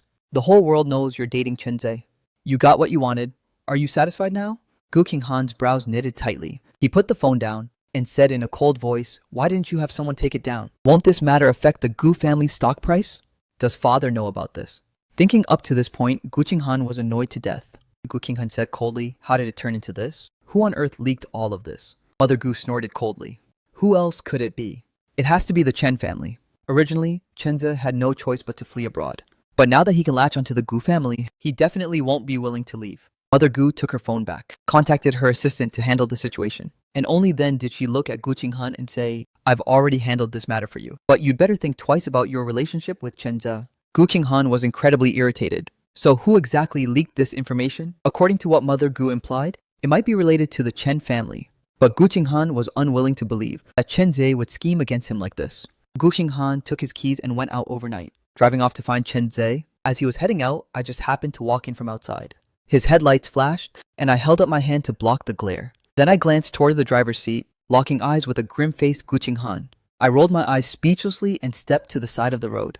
Gu Qinghan really wanted to ask me what exactly my relationship with Xiaowei was. Why had he been seeing me together with Su Xiaowei so often lately? Besides, this was a situation that never happened in the past life. But on second thought, he had no right to ask any of this. The main thing was that he had just caused me to get fired from the restaurant.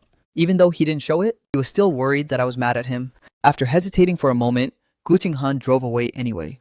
When I returned to the small building, my father, who was playing chess with other drivers at the door, instantly stood up. "Mu Chen, you're back." I opened the door to my room, feeling a bit surprised to see my father. "Dad, it's so late. Aren't you asleep yet?" Father nodded and said to me, "Let's go inside and talk." Father rarely had long chats with me. He used to do it often when I was little, but it became rarer and rarer as I grew up. Seeing my father's expression now, I couldn't help but worry.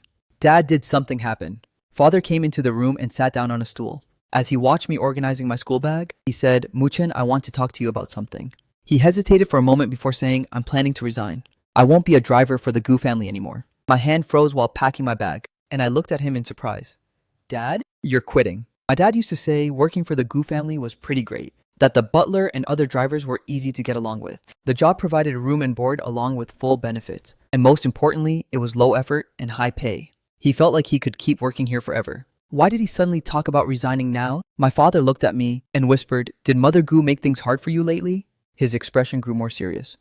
"And Miss Gu, did she lecture you too?" Mu Chen's father didn't want his son to suffer any injustice. Even if his son moved to the dorms, he was still going to quit. He didn't want his son to be mocked. When he went to school, with people calling him just a driver's son, he couldn't bear to let his son suffer any grievances. I stayed silent for a long time before asking, "What about Aunt Lan then? Have you talked it over with her?" Father nodded and sighed. "She's not willing to quit, so I'll just resign and head back to our hometown first. She would continue to work here, but Zhang Lan wasn't my biological mother anyway, so it wouldn't affect me much." Sitting face to face with my father, we had a heart-to-heart. Father comforted me saying, "You don't need to worry about me. Once I resign, I'll head back to our hometown first. Haven't I always wanted to move your grandparents' graves together? I couldn't find the time before, so going back this time is the perfect chance to get it done." Father then brought up other things. "Also, the house back home needs some repairs. Didn't you say before that the roof was leaking? It'll be unlivable if we go back for New Year." Father actually always wanted to go back to our hometown, but all these years to take care of me and pay for my tuition, he had been working even through New Year, never getting a break. With my eyes turning red and my heart aching, I said in a low voice, "Dad, I'm sorry." Fortunately, since I regressed, I knew how to avoid the risks ahead. I wouldn't be like my past life, foolishly thinking Gu Qinghan loved me, and assuming Mother Gu would accept me, thereby foolishly throwing my life away, and dragging my father down with me. Father had actually saved up a lot of money over the years. His money was enough to buy a small apartment, in full on the outskirts of a city. But as far as I was concerned, a small 2-bedroom apartment would be more than enough to live in. As for himself, he had already planned everything out. He would have returned to our small county town to open a grocery store or something, or go back to the countryside to plant trees. Anyway, he would retire in a few years, and everything he did was centered around me. As for Zhang Lan, if she wanted to stay here, she could stay. Anyway, Father could still come over to see her regularly, and if she didn't want to work anymore one day, he would just bring her back. Either way, he wouldn't let Zhang Lan interfere with my business. Zhang Lan really lacked boundaries sometimes. After Father left, I came down with insomnia, unable to sleep the entire night. In my past life, I had a 5-year relationship with Gu Qinghan. Though the outcome was tragic, during the course of the relationship, Gu Qinghan treated me decently, at least on the surface. The only painful part was Mother Gu drugging me, which ruined his health and made him loathed by the Gu family. With this life starting over, everything was moving toward a different possibility. Yet, I became filled with anxiety instead, anxious about the uncertain future, and whether that car accident would still happen. I sat up from the bed. Outside the window, frogs croaked one after another. I turned on the small nightlight by the bed, drew back the curtains, and pushed open the window. Instantly, the night breeze brought the scent of damp soil, and a faint fragrance of flowers pouring right into my window. Leaning against the windowsill, I looked at the plants in the small garden outside. Just then, in the dim light, I noticed someone sitting inside the pavilion. That person was dressed in white clothes, sitting on a stone chair in the pavilion, with his long legs stretched out, looking in my direction. The moment I saw Gu Qinghan, I froze, practically startled out of my wits. I quickly averted my gaze, stood up, and shut the window, muttering to myself at the same time. It's literally 2 a.m. right now. Why is Gu Qinghan still standing outside my window? He's like a lingering ghost. It's pretty creepy. And besides, didn't he drive out earlier tonight? How did he come back so fast? Didn't he go look for Chenze? Gu Qinghan saw me closing the window. Gu Qinghan suddenly got up and strode over. With his brow furrowed, he drove his car slowly right next to me, saying impatiently, Mu Chen, didn't you agree to let me pursue you last night? I frowned. I never said anything like that back then. And when Gu Qinghan said he wanted to pursue me, I had clearly rejected him. But clearly Gu Qinghan didn't listen to me at all. I walked over to Gu Qinghan's car. Gu Qinghan thought I was willing to get in, his brow relaxing, as a smile touched his lips. I knew you'd get in. He thought I couldn't bear to actually make him chase me. I walked right up to him and said seriously, Miss Gu, I never said such a thing. And I don't want to take your car to school either. Both you and your car are way too high profile. I don't want to end up on the news again. With that, I turned around and left, taking a shortcut down a side path, to catch the bus instead. Gu Qinghan's face fell instantly. He slapped the steering wheel in sheer frustration. Just then, Gu Qinghan's phone rang. He looked down and saw it was a call from Chen Zhe. He softened his expression, picked up and said hello, Chen Zhe. Chen Zhe's weak voice came through the receiver. Qinghan, can you come to the hospital to keep me company? When Gu Qinghan arrived at the hospital, he found out that Chen Zhe was in pretty bad shape. Seeing Chen Zhe like this, Gu Qinghan's hatred toward Mother Gu intensified even more. He couldn't fathom why Mother Gu was so cold-blooded to treat Chen Zhe this way. Chen Zhe was poisoned entirely because of him, which led to him being hospitalized in the first place. It would be fine if Chen Zhe's illness could be cured, but what if it couldn't? Wouldn't he be forced to stay with Chen Zhe for the rest of his life? Just out of pure guilt? That's just how human nature is. The moment someone becomes a burden, the love instantly vanishes. Chen Zhe was on an IV drip, looking pale and quite awful. When he saw Gu Qinghan walk in, Chen Zhe's expression turned even worse. He stared at Gu Qinghan and asked, Qinghan, why did you leave so suddenly yesterday? Was it because my mom brought up our marriage and you didn't want to? Gu Qinghan sat down by Chen Zhe's hospital bed, reaching out to gently stroke Chen Zhe's head to comfort him. He said softly, I had something to take care of yesterday. It wasn't because of that. Don't overthink it. Chen Zhe sneered, Gu Qinghan, how much longer are you going to keep me in the dark? Chen Zhe's face contorted slightly, and he glared at Gu Qinghan with pure resentment. Right after I ate that bowl of bird's nest porridge at your place, I suddenly got a stomach ache and was hospitalized.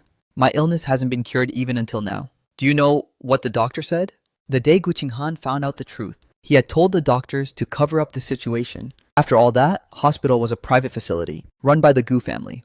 The doctors shouldn't have dared to leak any info so easily. Gu Qinghan looked at Chen Zhe with a complex expression. What did the doctor say?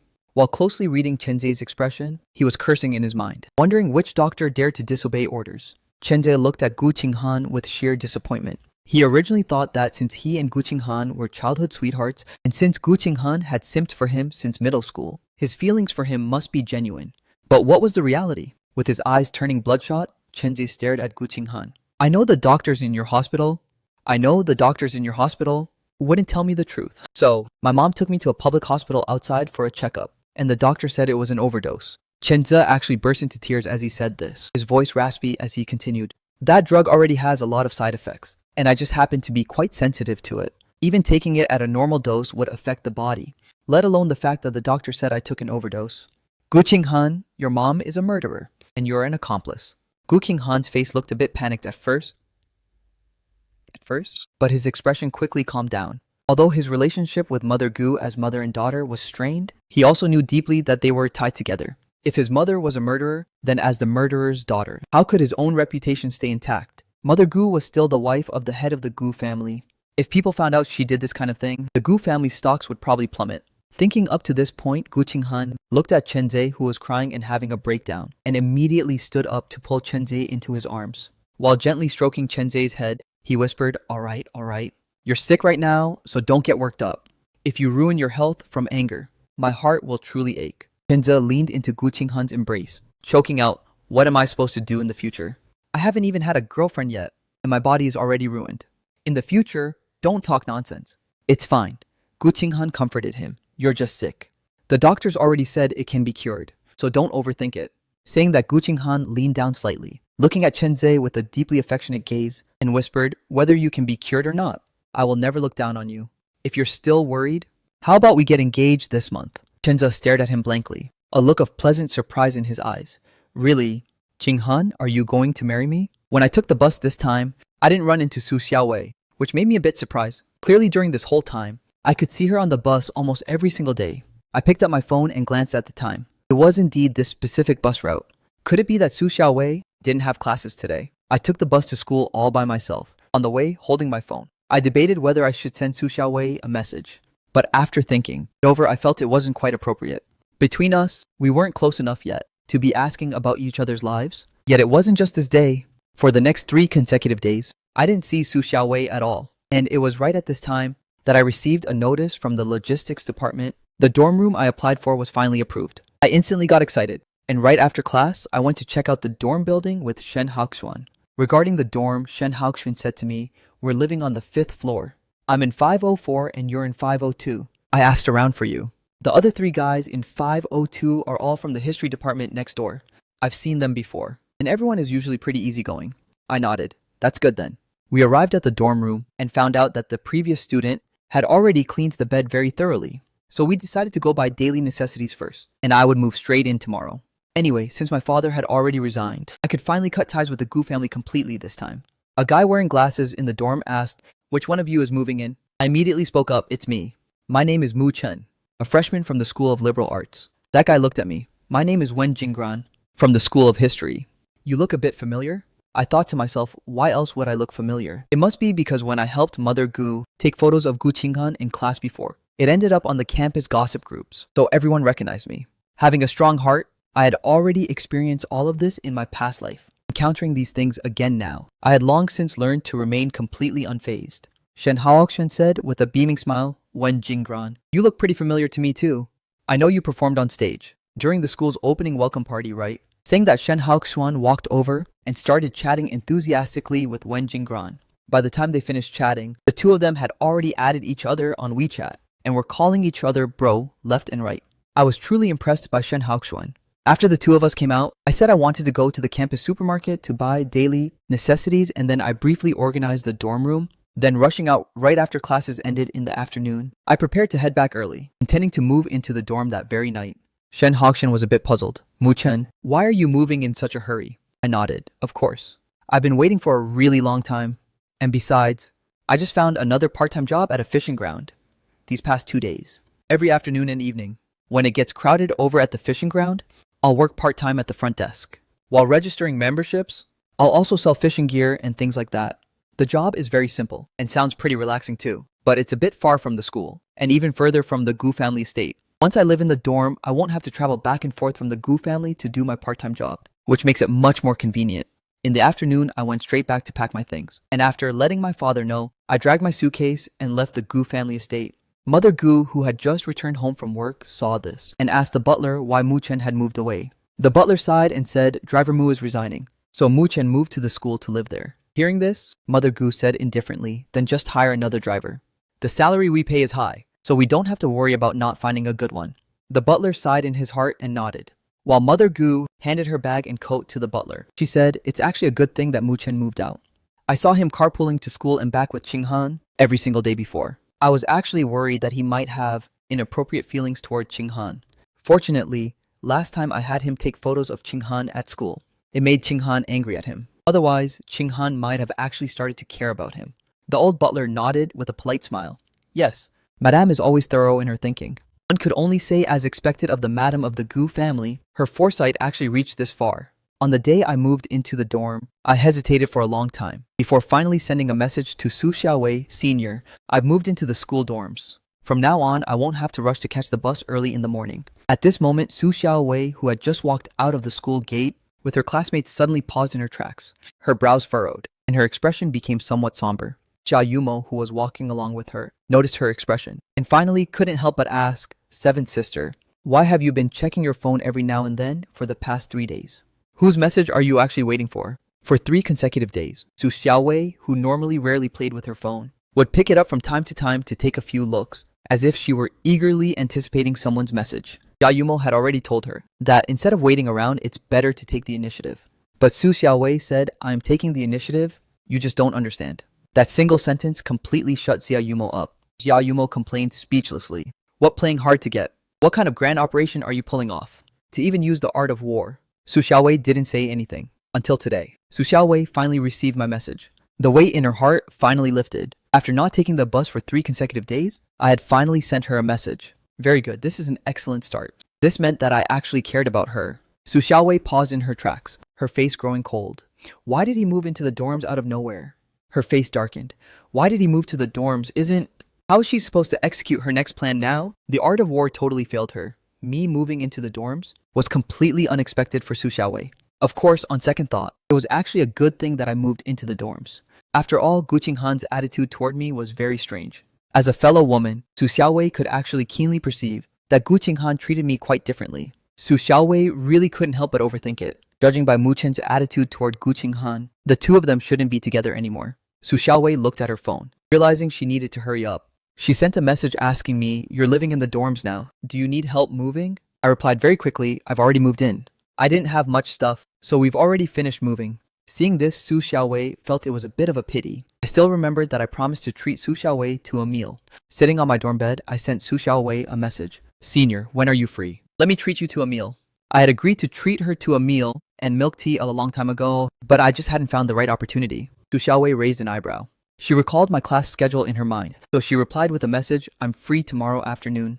I didn't have classes tomorrow afternoon either, so it was perfect for her to take me to a barbecue place near the school to eat roasted lamb leg. Students who had been there all said it was delicious. I would probably like it too. However, unexpectedly, I didn't agree. "I'm so sorry, senior. I have to go to my part-time job tomorrow afternoon. How about we go the day after tomorrow instead?" "Did you find another new part-time job? What kind of work is it? Where is the address? Is it legit?" I then sent the location of the fishing ground to Su Xiaowei. "It's a fishing ground. I work part-time there at the front desk and in sales. It should be legit, right?" I found this one in the school's part-time job group chat. A senior worked there before. Not long after, I sent the part-time job information I saw in the group chat, honestly, to Su Xiaowei. After Su Xiaowei received the message, she quickly opened a map, entered the name of the fishing ground to locate it. After confirming the location, she searched for the detailed information of the fishing ground online again, carefully checking a lot of introductions and reviews related to it. Right at that moment, Jia Yumo came back from a small shop nearby. After buying 2 ham sausages, she ate one herself first, then handed the other one to Su Xiaowei, saying, "Seventh sister, aren't you leaving yet? It's already dark." Su Xiaowei took the ham sausage and took a bite. Suddenly remembering something, she turned to ask Jia Yumo, "Oh, right, aren't you very familiar with the local area?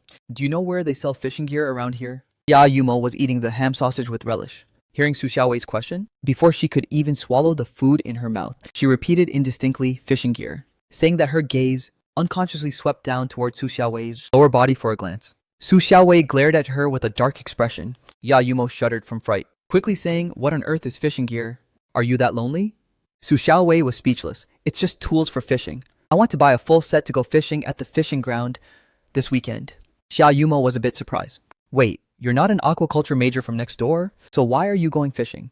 Su Xiaowei didn't say anything. After class, I packed up my things, scanned a shared bike, and rode over to the fishing ground for my part-time job. The fishing ground was huge, and the front desk work was quite busy. Most of the members were older uncles. Because there were many retirees, there was no distinction between weekdays and weekends. The customer flow was usually quite high. They were willing to spend money on memberships, and they didn't care about spending money on bait and gear. It's just that many of them spoke local dialects, and since I'm not a local, I often couldn't understand them. There were 2 people at the front desk in total. One of them was a girl who was a relative of the fishing ground's owner. She's currently a grad student, and usually comes to help out when she's free. Since I just started and didn't know how to use the operating system, Dayusi taught me very patiently. This kind of cashier system is pretty easy to operate. Watch me do it once first. Most of our members here are on an annual system. You need to register their membership cards. They can borrow fishing gear for free, and they can also take away the fish they catch for free. You don't need to worry about that part. I stood beside her and listened very carefully, because this fishing ground owner also ran a restaurant at the same time. Many people would come here drawn by its reputation. Eating fish requires booking private dining rooms, and so on. And all of these were also part of our job. Although the work was miscellaneous, on the whole, it wasn't overly hectic. I have a strong learning ability, and picked it up very quickly. After Xia Yusi finished teaching me patiently, she casually picked up the water cup placed to the side, preparing to get some water. She smiled and said to me, "Look over the materials here for a bit first. I'm going to get a cup of water to drink." I nodded obediently and replied, "Okay." Senior. Xia Yusi is a grad student at a university, currently pursuing her master's degree, so when I first met her, I politely called her senior. Just as Xia Yusi turned around to get water, a familiar female voice suddenly rang out, Who is she? Is she very close to you? Hearing this, I hurriedly looked up. I saw Su Xiaowei wearing an outdoor waterproof jacket, a bucket hat on her head, and holding a brand new set of fishing gear in her hand, standing right at the front desk. Meanwhile, Xia Yumo was dressed similarly to Su Xiaowei, also standing behind Su Xiaowei, looking around curiously. My eyes instantly lit up, a look of pleasant surprise appearing on my face, and I quickly stood up to greet them warmly. Senior Su, you came here to fish too. Su Xiaowei smiled and nodded, explaining Jia Yumo has a research project that is related to fish farming. So I accompanied her over here to look for some material. Jia Yumo, who had been dragged along completely against her will, widened her eyes and shot a glare at Su Xiaowei. Su Xiaowei turned back to look at her deadpan. When will your research project end? Do you want to get a monthly card, a quarterly card, or an annual card? Xia Yumo thought to herself, why ask her this question? How would she know when it's going to end? So she asked Su Xiaowei back, when do you think my project should ideally end? Su Xiaowei had a face full of seriousness as she said, I've considered it carefully, and it's still more cost-effective to get an annual card. After all, the professor will arrange a fishery topic selection, and there will definitely be a second and third time in the future. This annual card is only 1,000 yuan, and it doesn't limit the number of uses. It's really a bargain. What do you think? Xia Yumo, on the other hand, appeared somewhat casual. She nodded casually and agreed, oh, sure, I think what you said makes quite a lot of sense. Let's just get the annual card then. Anyway, it wasn't her own money being spent, so she naturally wouldn't feel any pinch. Watching the two of them from the side, I couldn't help but find it a bit amusing, pondering silently to myself. Right at that moment, Su Xiaowei suddenly turned her head, saying to me with a smile, Mu Chen, please help me process 2 annual cards. Sure, senior, please wait a moment. Fill out your details first. Saying that, I pushed a form over for them to fill out. Since I was not very familiar with the process of processing membership cards, my movements appeared a bit slow. Seeing this, Xia Yumo alongside her did not show even the slightest bit of impatience. Instead, she kept chatting with me quite pleasantly. She asked about my part-time job situation at this fishing ground, including the salary and benefits, and whether there was any meal reimbursement. She had so many questions, it was as if she wanted to work part-time here too. I have a gentle personality, so regarding Xia Yumo's questions, I answered them one by one. Right at that moment, Xia Yusi, who had gone to pour water, saw that customers had arrived. She felt a bit worried in her heart about whether I could successfully process the membership cards. So she quickly put down her water cup and walked briskly back to the front desk. Xia Yusi came to my side and stood shoulder to shoulder with me, our shoulders practically touching. Xia Yusi lowered her hand slightly and asked in a low voice, are you processing an annual membership card? I nodded slightly, looking up a bit shyly. As I said to Xia Yusi with a smile, Senior, I don't really know how to use this membership system yet. The moment Xia Yuti met my gaze, she dazed out for a second, but she quickly snapped out of it and said, it's okay. Let me help you. You can just watch from the side. Saying that, she naturally took the mouse from my hand, and her slender fingers inadvertently brushed against my hand. Neither of us paid any mind to this small detail, but Su Xiaowei, who was standing outside the counter, saw all of this crystal clear. Her face instantly darkened. Her originally pretty good mood instantly turned sour as well. Xia Yumo stood beside her and whispered to her 7th sister, your competition is actually quite fierce. Su Xiaowei sighed with a heavy face and a bit of helplessness. There was nothing she could do. A boy who could make her fall in love at first sight. Others would definitely like him too. After all, I am handsome, have a good personality, and am very kind. If nobody liked me, that would be what's truly abnormal. Xia Yusi quickly navigated the system and handed over the 2 membership cards. Hello, your membership cards are all set. These are annual cards. There's no limit on the number of visits within the validity period. You can come over anytime. No advance reservation is needed. You can borrow fishing gear for free. If you want to book an exclusive spot, you will need to reserve a spot in advance. After Su Xiaowei and Xia Yumo took the membership cards, they thanked me and Xia Yusi. Regarding the matter of them getting memberships at the fishing ground, she felt extremely puzzled by it. Because if their purpose was to conduct research on the fish farming industry, then this small fishing ground didn't seem to be an appropriate choice. After all, the scale here was relatively small, and the resources were also limited. Compared to the large-scale fishing grounds owned by the agricultural college, the difference was truly night and day. Xia Yusi couldn't help but doubt the fish they catch here. Can it really help them with their research? From what I see, let's hope they don't go a whole day without catching a single fish. Within her words, it revealed her doubts and concerns about these people's choice. Wu Qinghan only discovered that I had moved on the 6th day, and before this, his attention was completely occupied by Chen Zi's emotions. Because Chen Zi's emotional state was a bit broken, Gu Qinghan was worried that he might do something impulsive. So he specially took a few days off, bringing Chen Zi back to his luxury flat in the city center, and spent these 5 days accompanying him. During this period, he did his best to soothe Chen Zi's emotions, allowing him to get sufficient rest and recovery. However, by the sixth day, Chen Zhe's physical condition had not fully improved. Even though he insisted on going back to attend classes, Gu Qinghan felt extremely irritated in his heart. He began to realize that Chen Zhe's side effects might be more severe than he had imagined. At night, Gu Qinghan tossed and turned in bed, unable to fall asleep. His mind kept conjuring up Chen Zhe's pale face and weak body, which made him feel increasingly anxious. Unable to endure the torture of insomnia, he decided to get up. Just like usual, he walked over to the garden in front of the small building next door, leaning against the railing of the pavilion to catch the breeze. The garden at night was exceptionally quiet, with only the gentle rustling of the breeze through the leaves. Gu Qinghan silently stared at that tightly closed window. The lights inside weren't on pitch black. He couldn't help but recall his past life, the time he spent with me in that very room, and an indescribable wave of complex emotions welled up in his heart. I heard it crystal clear. Hearing this question, I let out an "ah," shaking my head in a panic. My voice lowered unconsciously, and with a bit of shyness I said, "Of course not. She's just a senior from the school next door." Yayusi nodded thoughtfully, the corners of her mouth curving up slightly, as she said softly, "So that's how it is. Looks like I misunderstood then." She had just seen Su Xiaowei and me walking side by side, the vibe between us so harmonious that she really thought we were a couple. I, however, was completely embarrassed by Xia Yuti's words. Once Su Xiaowei returned after storing her fishing gear, I subconsciously, silently opened up some distance from Su Xiaowei. With about half a meter of space between the two of us, we walked outside. Su Xiaowei keenly noticed my strange behavior, and a hint of doubt couldn't help but rise in her heart. She subconsciously took a step closer to my side, trying to narrow the distance between us. However, I immediately stepped to the other side silently. Su Xiaowei paused in her tracks, realizing right away that something was off. I was actually avoiding her to confirm her suspicion. Su Xiaowei tentatively took another step toward me. As a result, I quickly dodged to the side again. Su Xiaowei's brows furrowed slightly, and she couldn't help but call out Mu Chen. Hearing her call, I snapped my head up. Senior, what's wrong?" By this time, we had already walked out of the fishing ground, heading down the road toward the bus stop. This stretch of road was about dozens of meters long, rather secluded.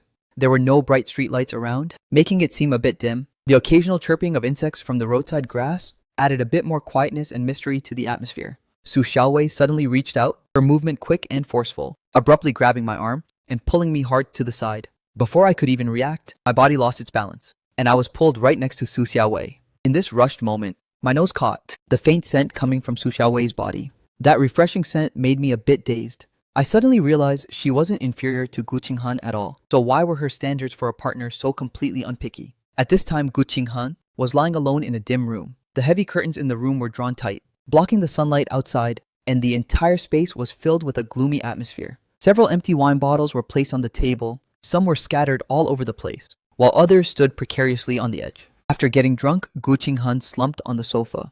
However, he had a rather bad dream. In the dream, he saw himself for Chen Zi's sake, cruelly driving Mu Chen away. Mu Chen was dragging a suitcase, his back looking completely lonely. Just as he walked onto the road, a car suddenly ran a red light, moving at an extreme speed, like an out-of-control beast. With a loud bang, like a bolt from the blue, Mu Chen was struck and sent flying several meters away, his body crashing heavily onto the ground. At that time, he was standing right in front of the floor-to-ceiling glass of his luxury flat, holding Chen Zi in his arms and kissing him passionately. His gaze inadvertently swept through the glass, seeing this exact scene happening on the road outside. At that instant, his eyes shrank fiercely, his pupils dilating rapidly. He instantly recognized that the pedestrian struck on the road with the suitcase was precisely Mu Chen. Gu Qinghan was instantly struck by lightning. He forcefully pushed Chen Zi away and rushed downstairs like crazy. His steps stumbled, and he almost fell several times. Everyone told him with heavy faces that Mu Chen was dead, but he didn't believe it at all. How was that possible? The Mu Chen who had always been by his side and taken meticulous care of him. How could he just disappear like that? A massive panic was like an invisible net, shrouding him tightly and making him unable to breathe. Right then, Gu Qinghan suddenly woke up from his dream. He sat up abruptly, large beads of sweat all over his forehead, sliding down his cheeks. He had a splitting headache, as if thousands of needles were piercing him, and his throat was so dry it felt like it was smoking. With a raspy voice, he habitually called out Mu Chen water, his voice carrying endless exhaustion and helplessness. He leaned back on the sofa with his eyes closed. Because in the past 5 years, whenever he got drunk or sick, I would always guard his side immediately, handing him a cup of warm water, and softly comforting him. Ever since he was reborn. At first, he did think about being with Chen Zi, and deliberately kept his distance from me. But as time went on, he found that he seemed to have already become accustomed to a life with me. Those trivial daily routines, and my every single move, had already been deeply engraved in his life. He simply couldn't live without me. Leaning against the sofa, he reached out to rub his aching forehead, calling out once more Mu, Chen. Then his voice paused, and he slowly opened his eyes. Before him was a dim and gloomy room with no lights on, making the entire space feel exceptionally depressing. On the table were messy wine bottles, and clothes were scattered all over the sofa, making it a complete mess. Because without his permission, the servants at home didn't dare to enter his room without authorization, which made his world seem increasingly desolate. He thought about how he had coaxed Chenzi for several days, exhausting his mind before finally making Chenzi happy, and then returned home completely exhausted in body and mind. He thought he could get a sliver of peace, but then Madame Gu questioned him again about why he didn't go to school. This series of events left him mentally and physically exhausted. Gu Qinghan covered his face, laughing abruptly in the darkness. His laughter was filled with bitterness and helplessness. Why did it turn out like this? He didn't understand. In the past life, I took the drug too, but I didn't make a fuss with him, nor did I demand anything from him, silently enduring everything all along. Back then, he never felt that he had mistreated me. But now compared with Chen Ze, he suddenly realized if a man truly loved him, he wouldn't have the heart to make things difficult for him. And I had always been the one silently giving, the one who deeply loved him. Right at that moment, the phone chimed once. Breaking the silence in the room, he reached out to pick it up. It was Song Yutong sending a picture in the group chat. He clicked into it in a daze, and his face instantly darkened. In the photo, Su Xiaowei and I were sitting in a restaurant having a meal, the two of us chatting and laughing happily.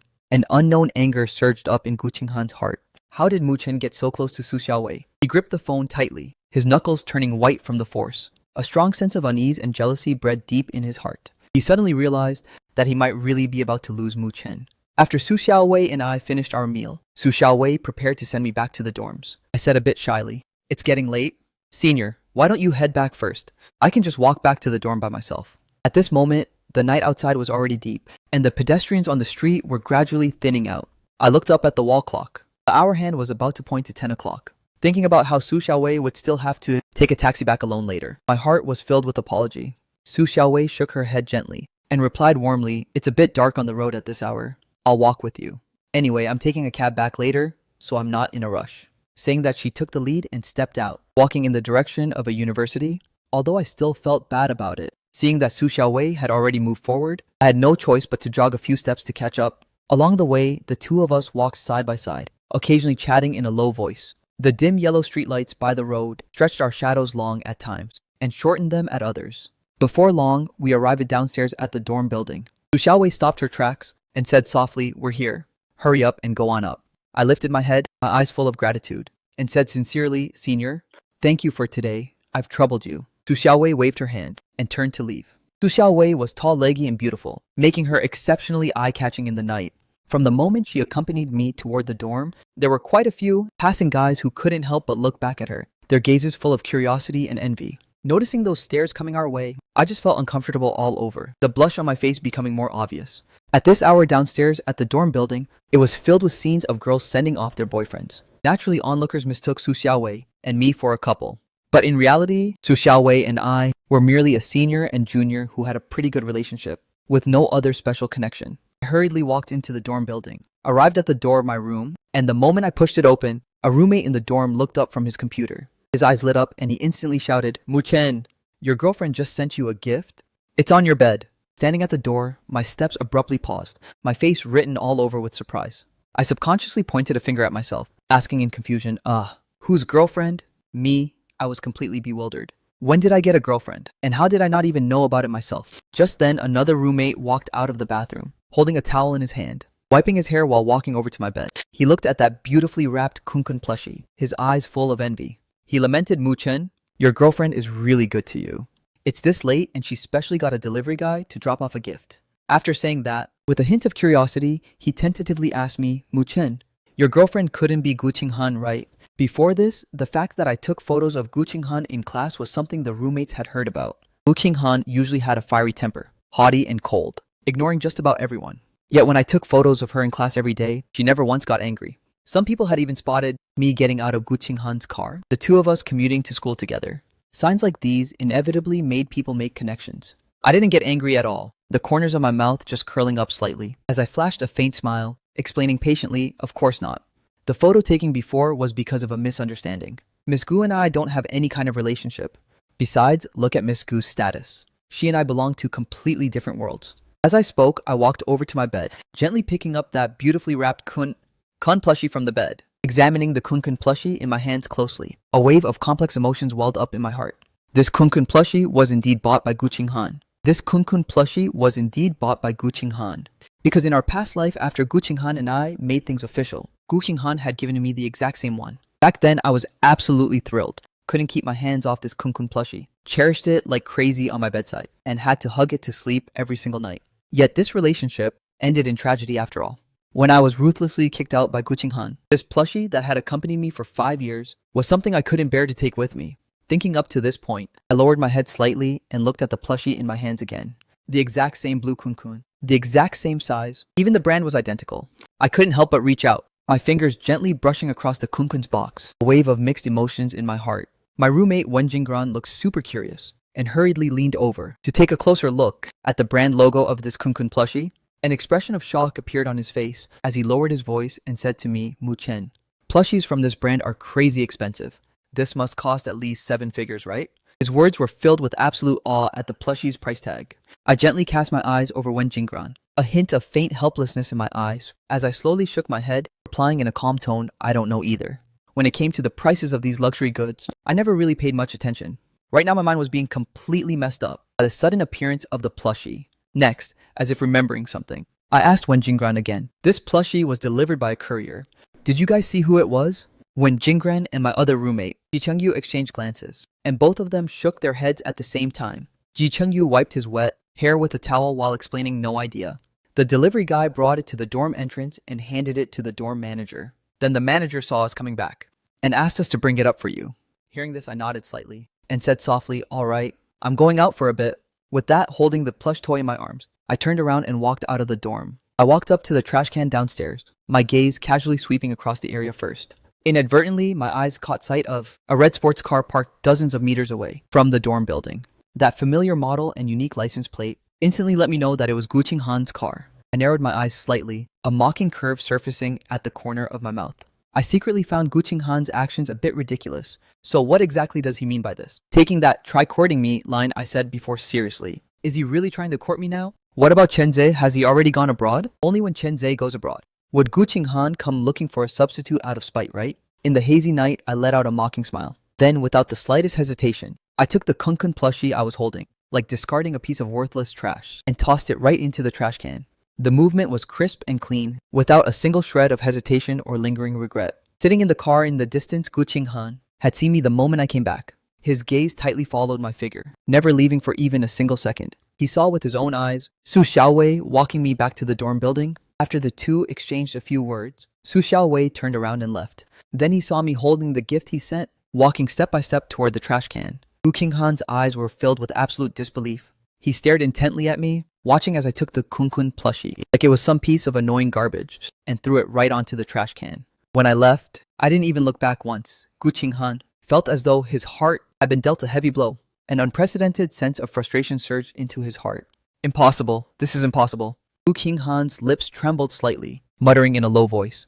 Doesn't he like this Kunkun plushie the most? Guqing Han flusteredly pulled out his phone, his fingers trembling as he sent me a message. Why did you move into the dorms? Was staying at my place not good enough? He desperately wanted to get an answer, wanting to figure out why I was being so abnormal. However, the moment the message was sent, a red exclamation mark popped out instantly. Guqing Han stared at the exclamation mark on the screen, his entire body frozen in place. I had actually deleted him. He was no longer on my friends list.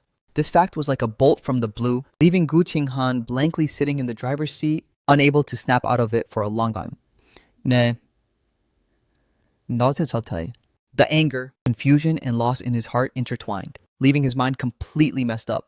Guqing Han, after the incident of Madame Gu drugging Chen Zhe, rarely went back to the old Gu family mansion. He went back before because he kinda wanted to see me, although he didn't understand either why he just had to come over to me. Having been with me for 5 years, he had long since become accustomed to my care. Moreover, those 5 years of together made him subconsciously treat me as his personal property. He was used to controlling everything about me, but now I was out of his control, which made Guqing Han rather irritated. In his past life, Guqing Han suffered greatly from migraines. Every time a headache struck, that piercing pain felt like a sharp awl, recklessly churning inside his head, making him utterly miserable.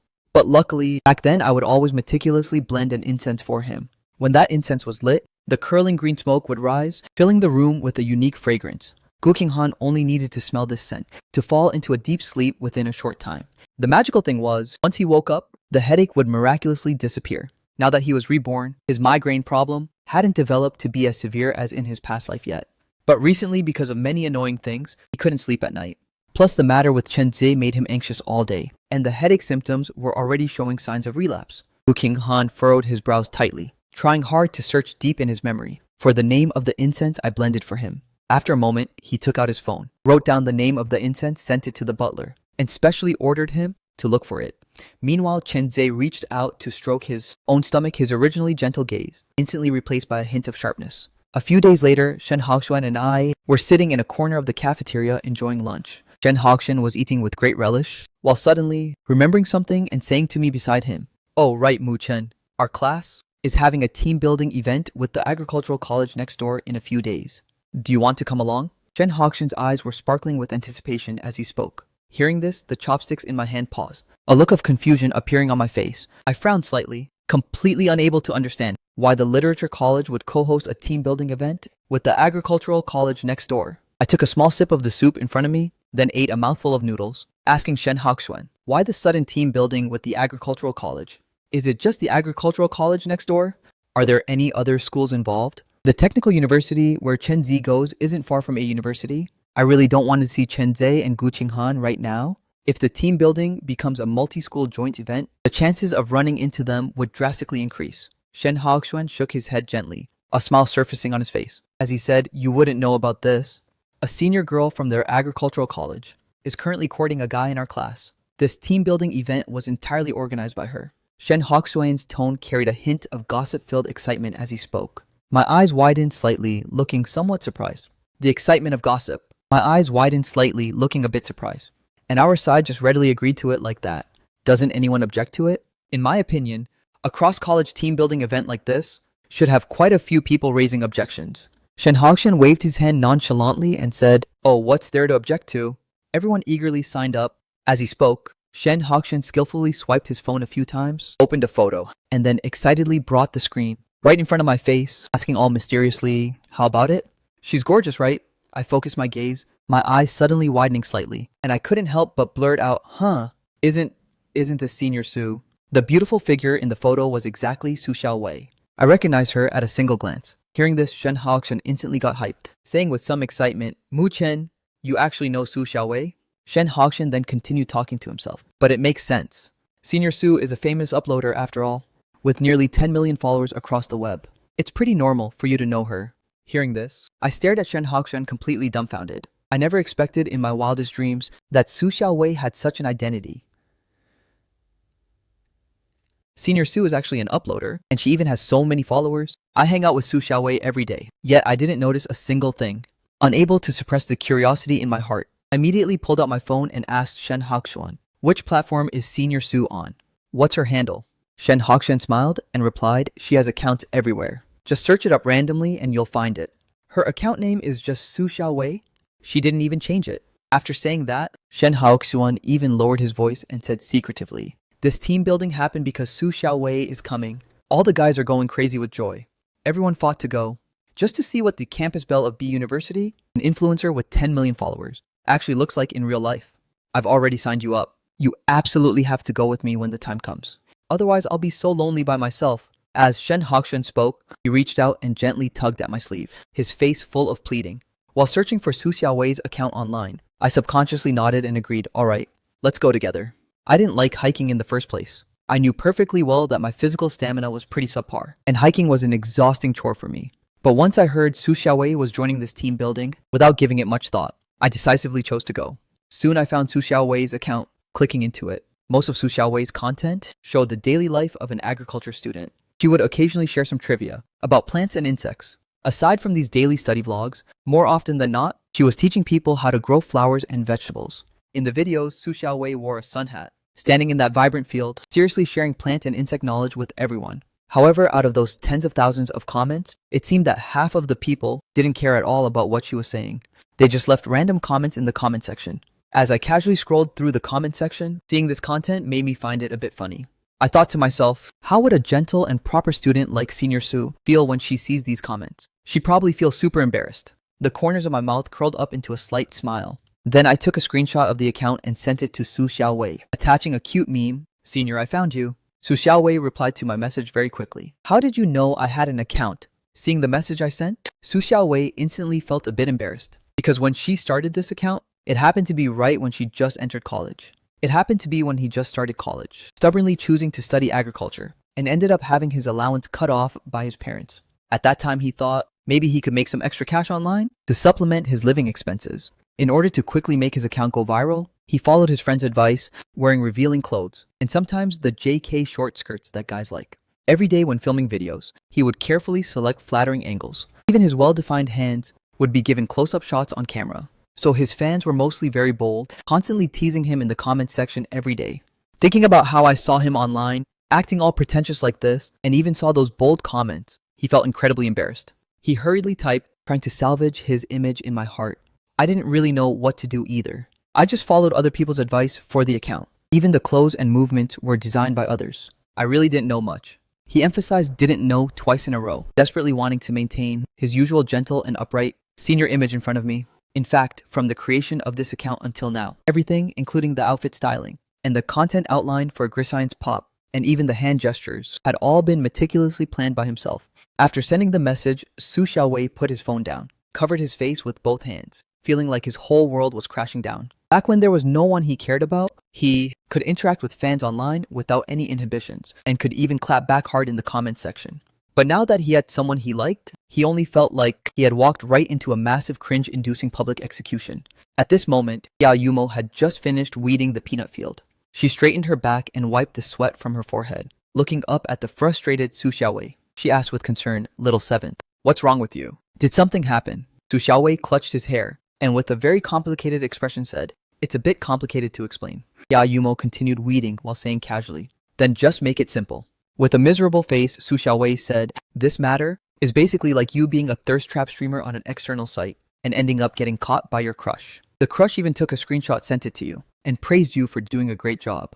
Although he was a legitimate science pop blogger and not one of those thirst trap streamers, he couldn't help how enthusiastic the fans were. He didn't know what I would think of him after seeing those comments. Right now, he was simply regretting it to death." Hearing this, Xia Yumo's movement suddenly stopped. She looked at Su Xiaowei in shock. After quite a while, Xia Yumo finally stammered, "Little seventh, I couldn't tell. You're actually still doing this. What's your account handle? Let me go give you a follow." Saying that, Xia Yumo actually pulled out her phone. Seeing this, Su Xiaowei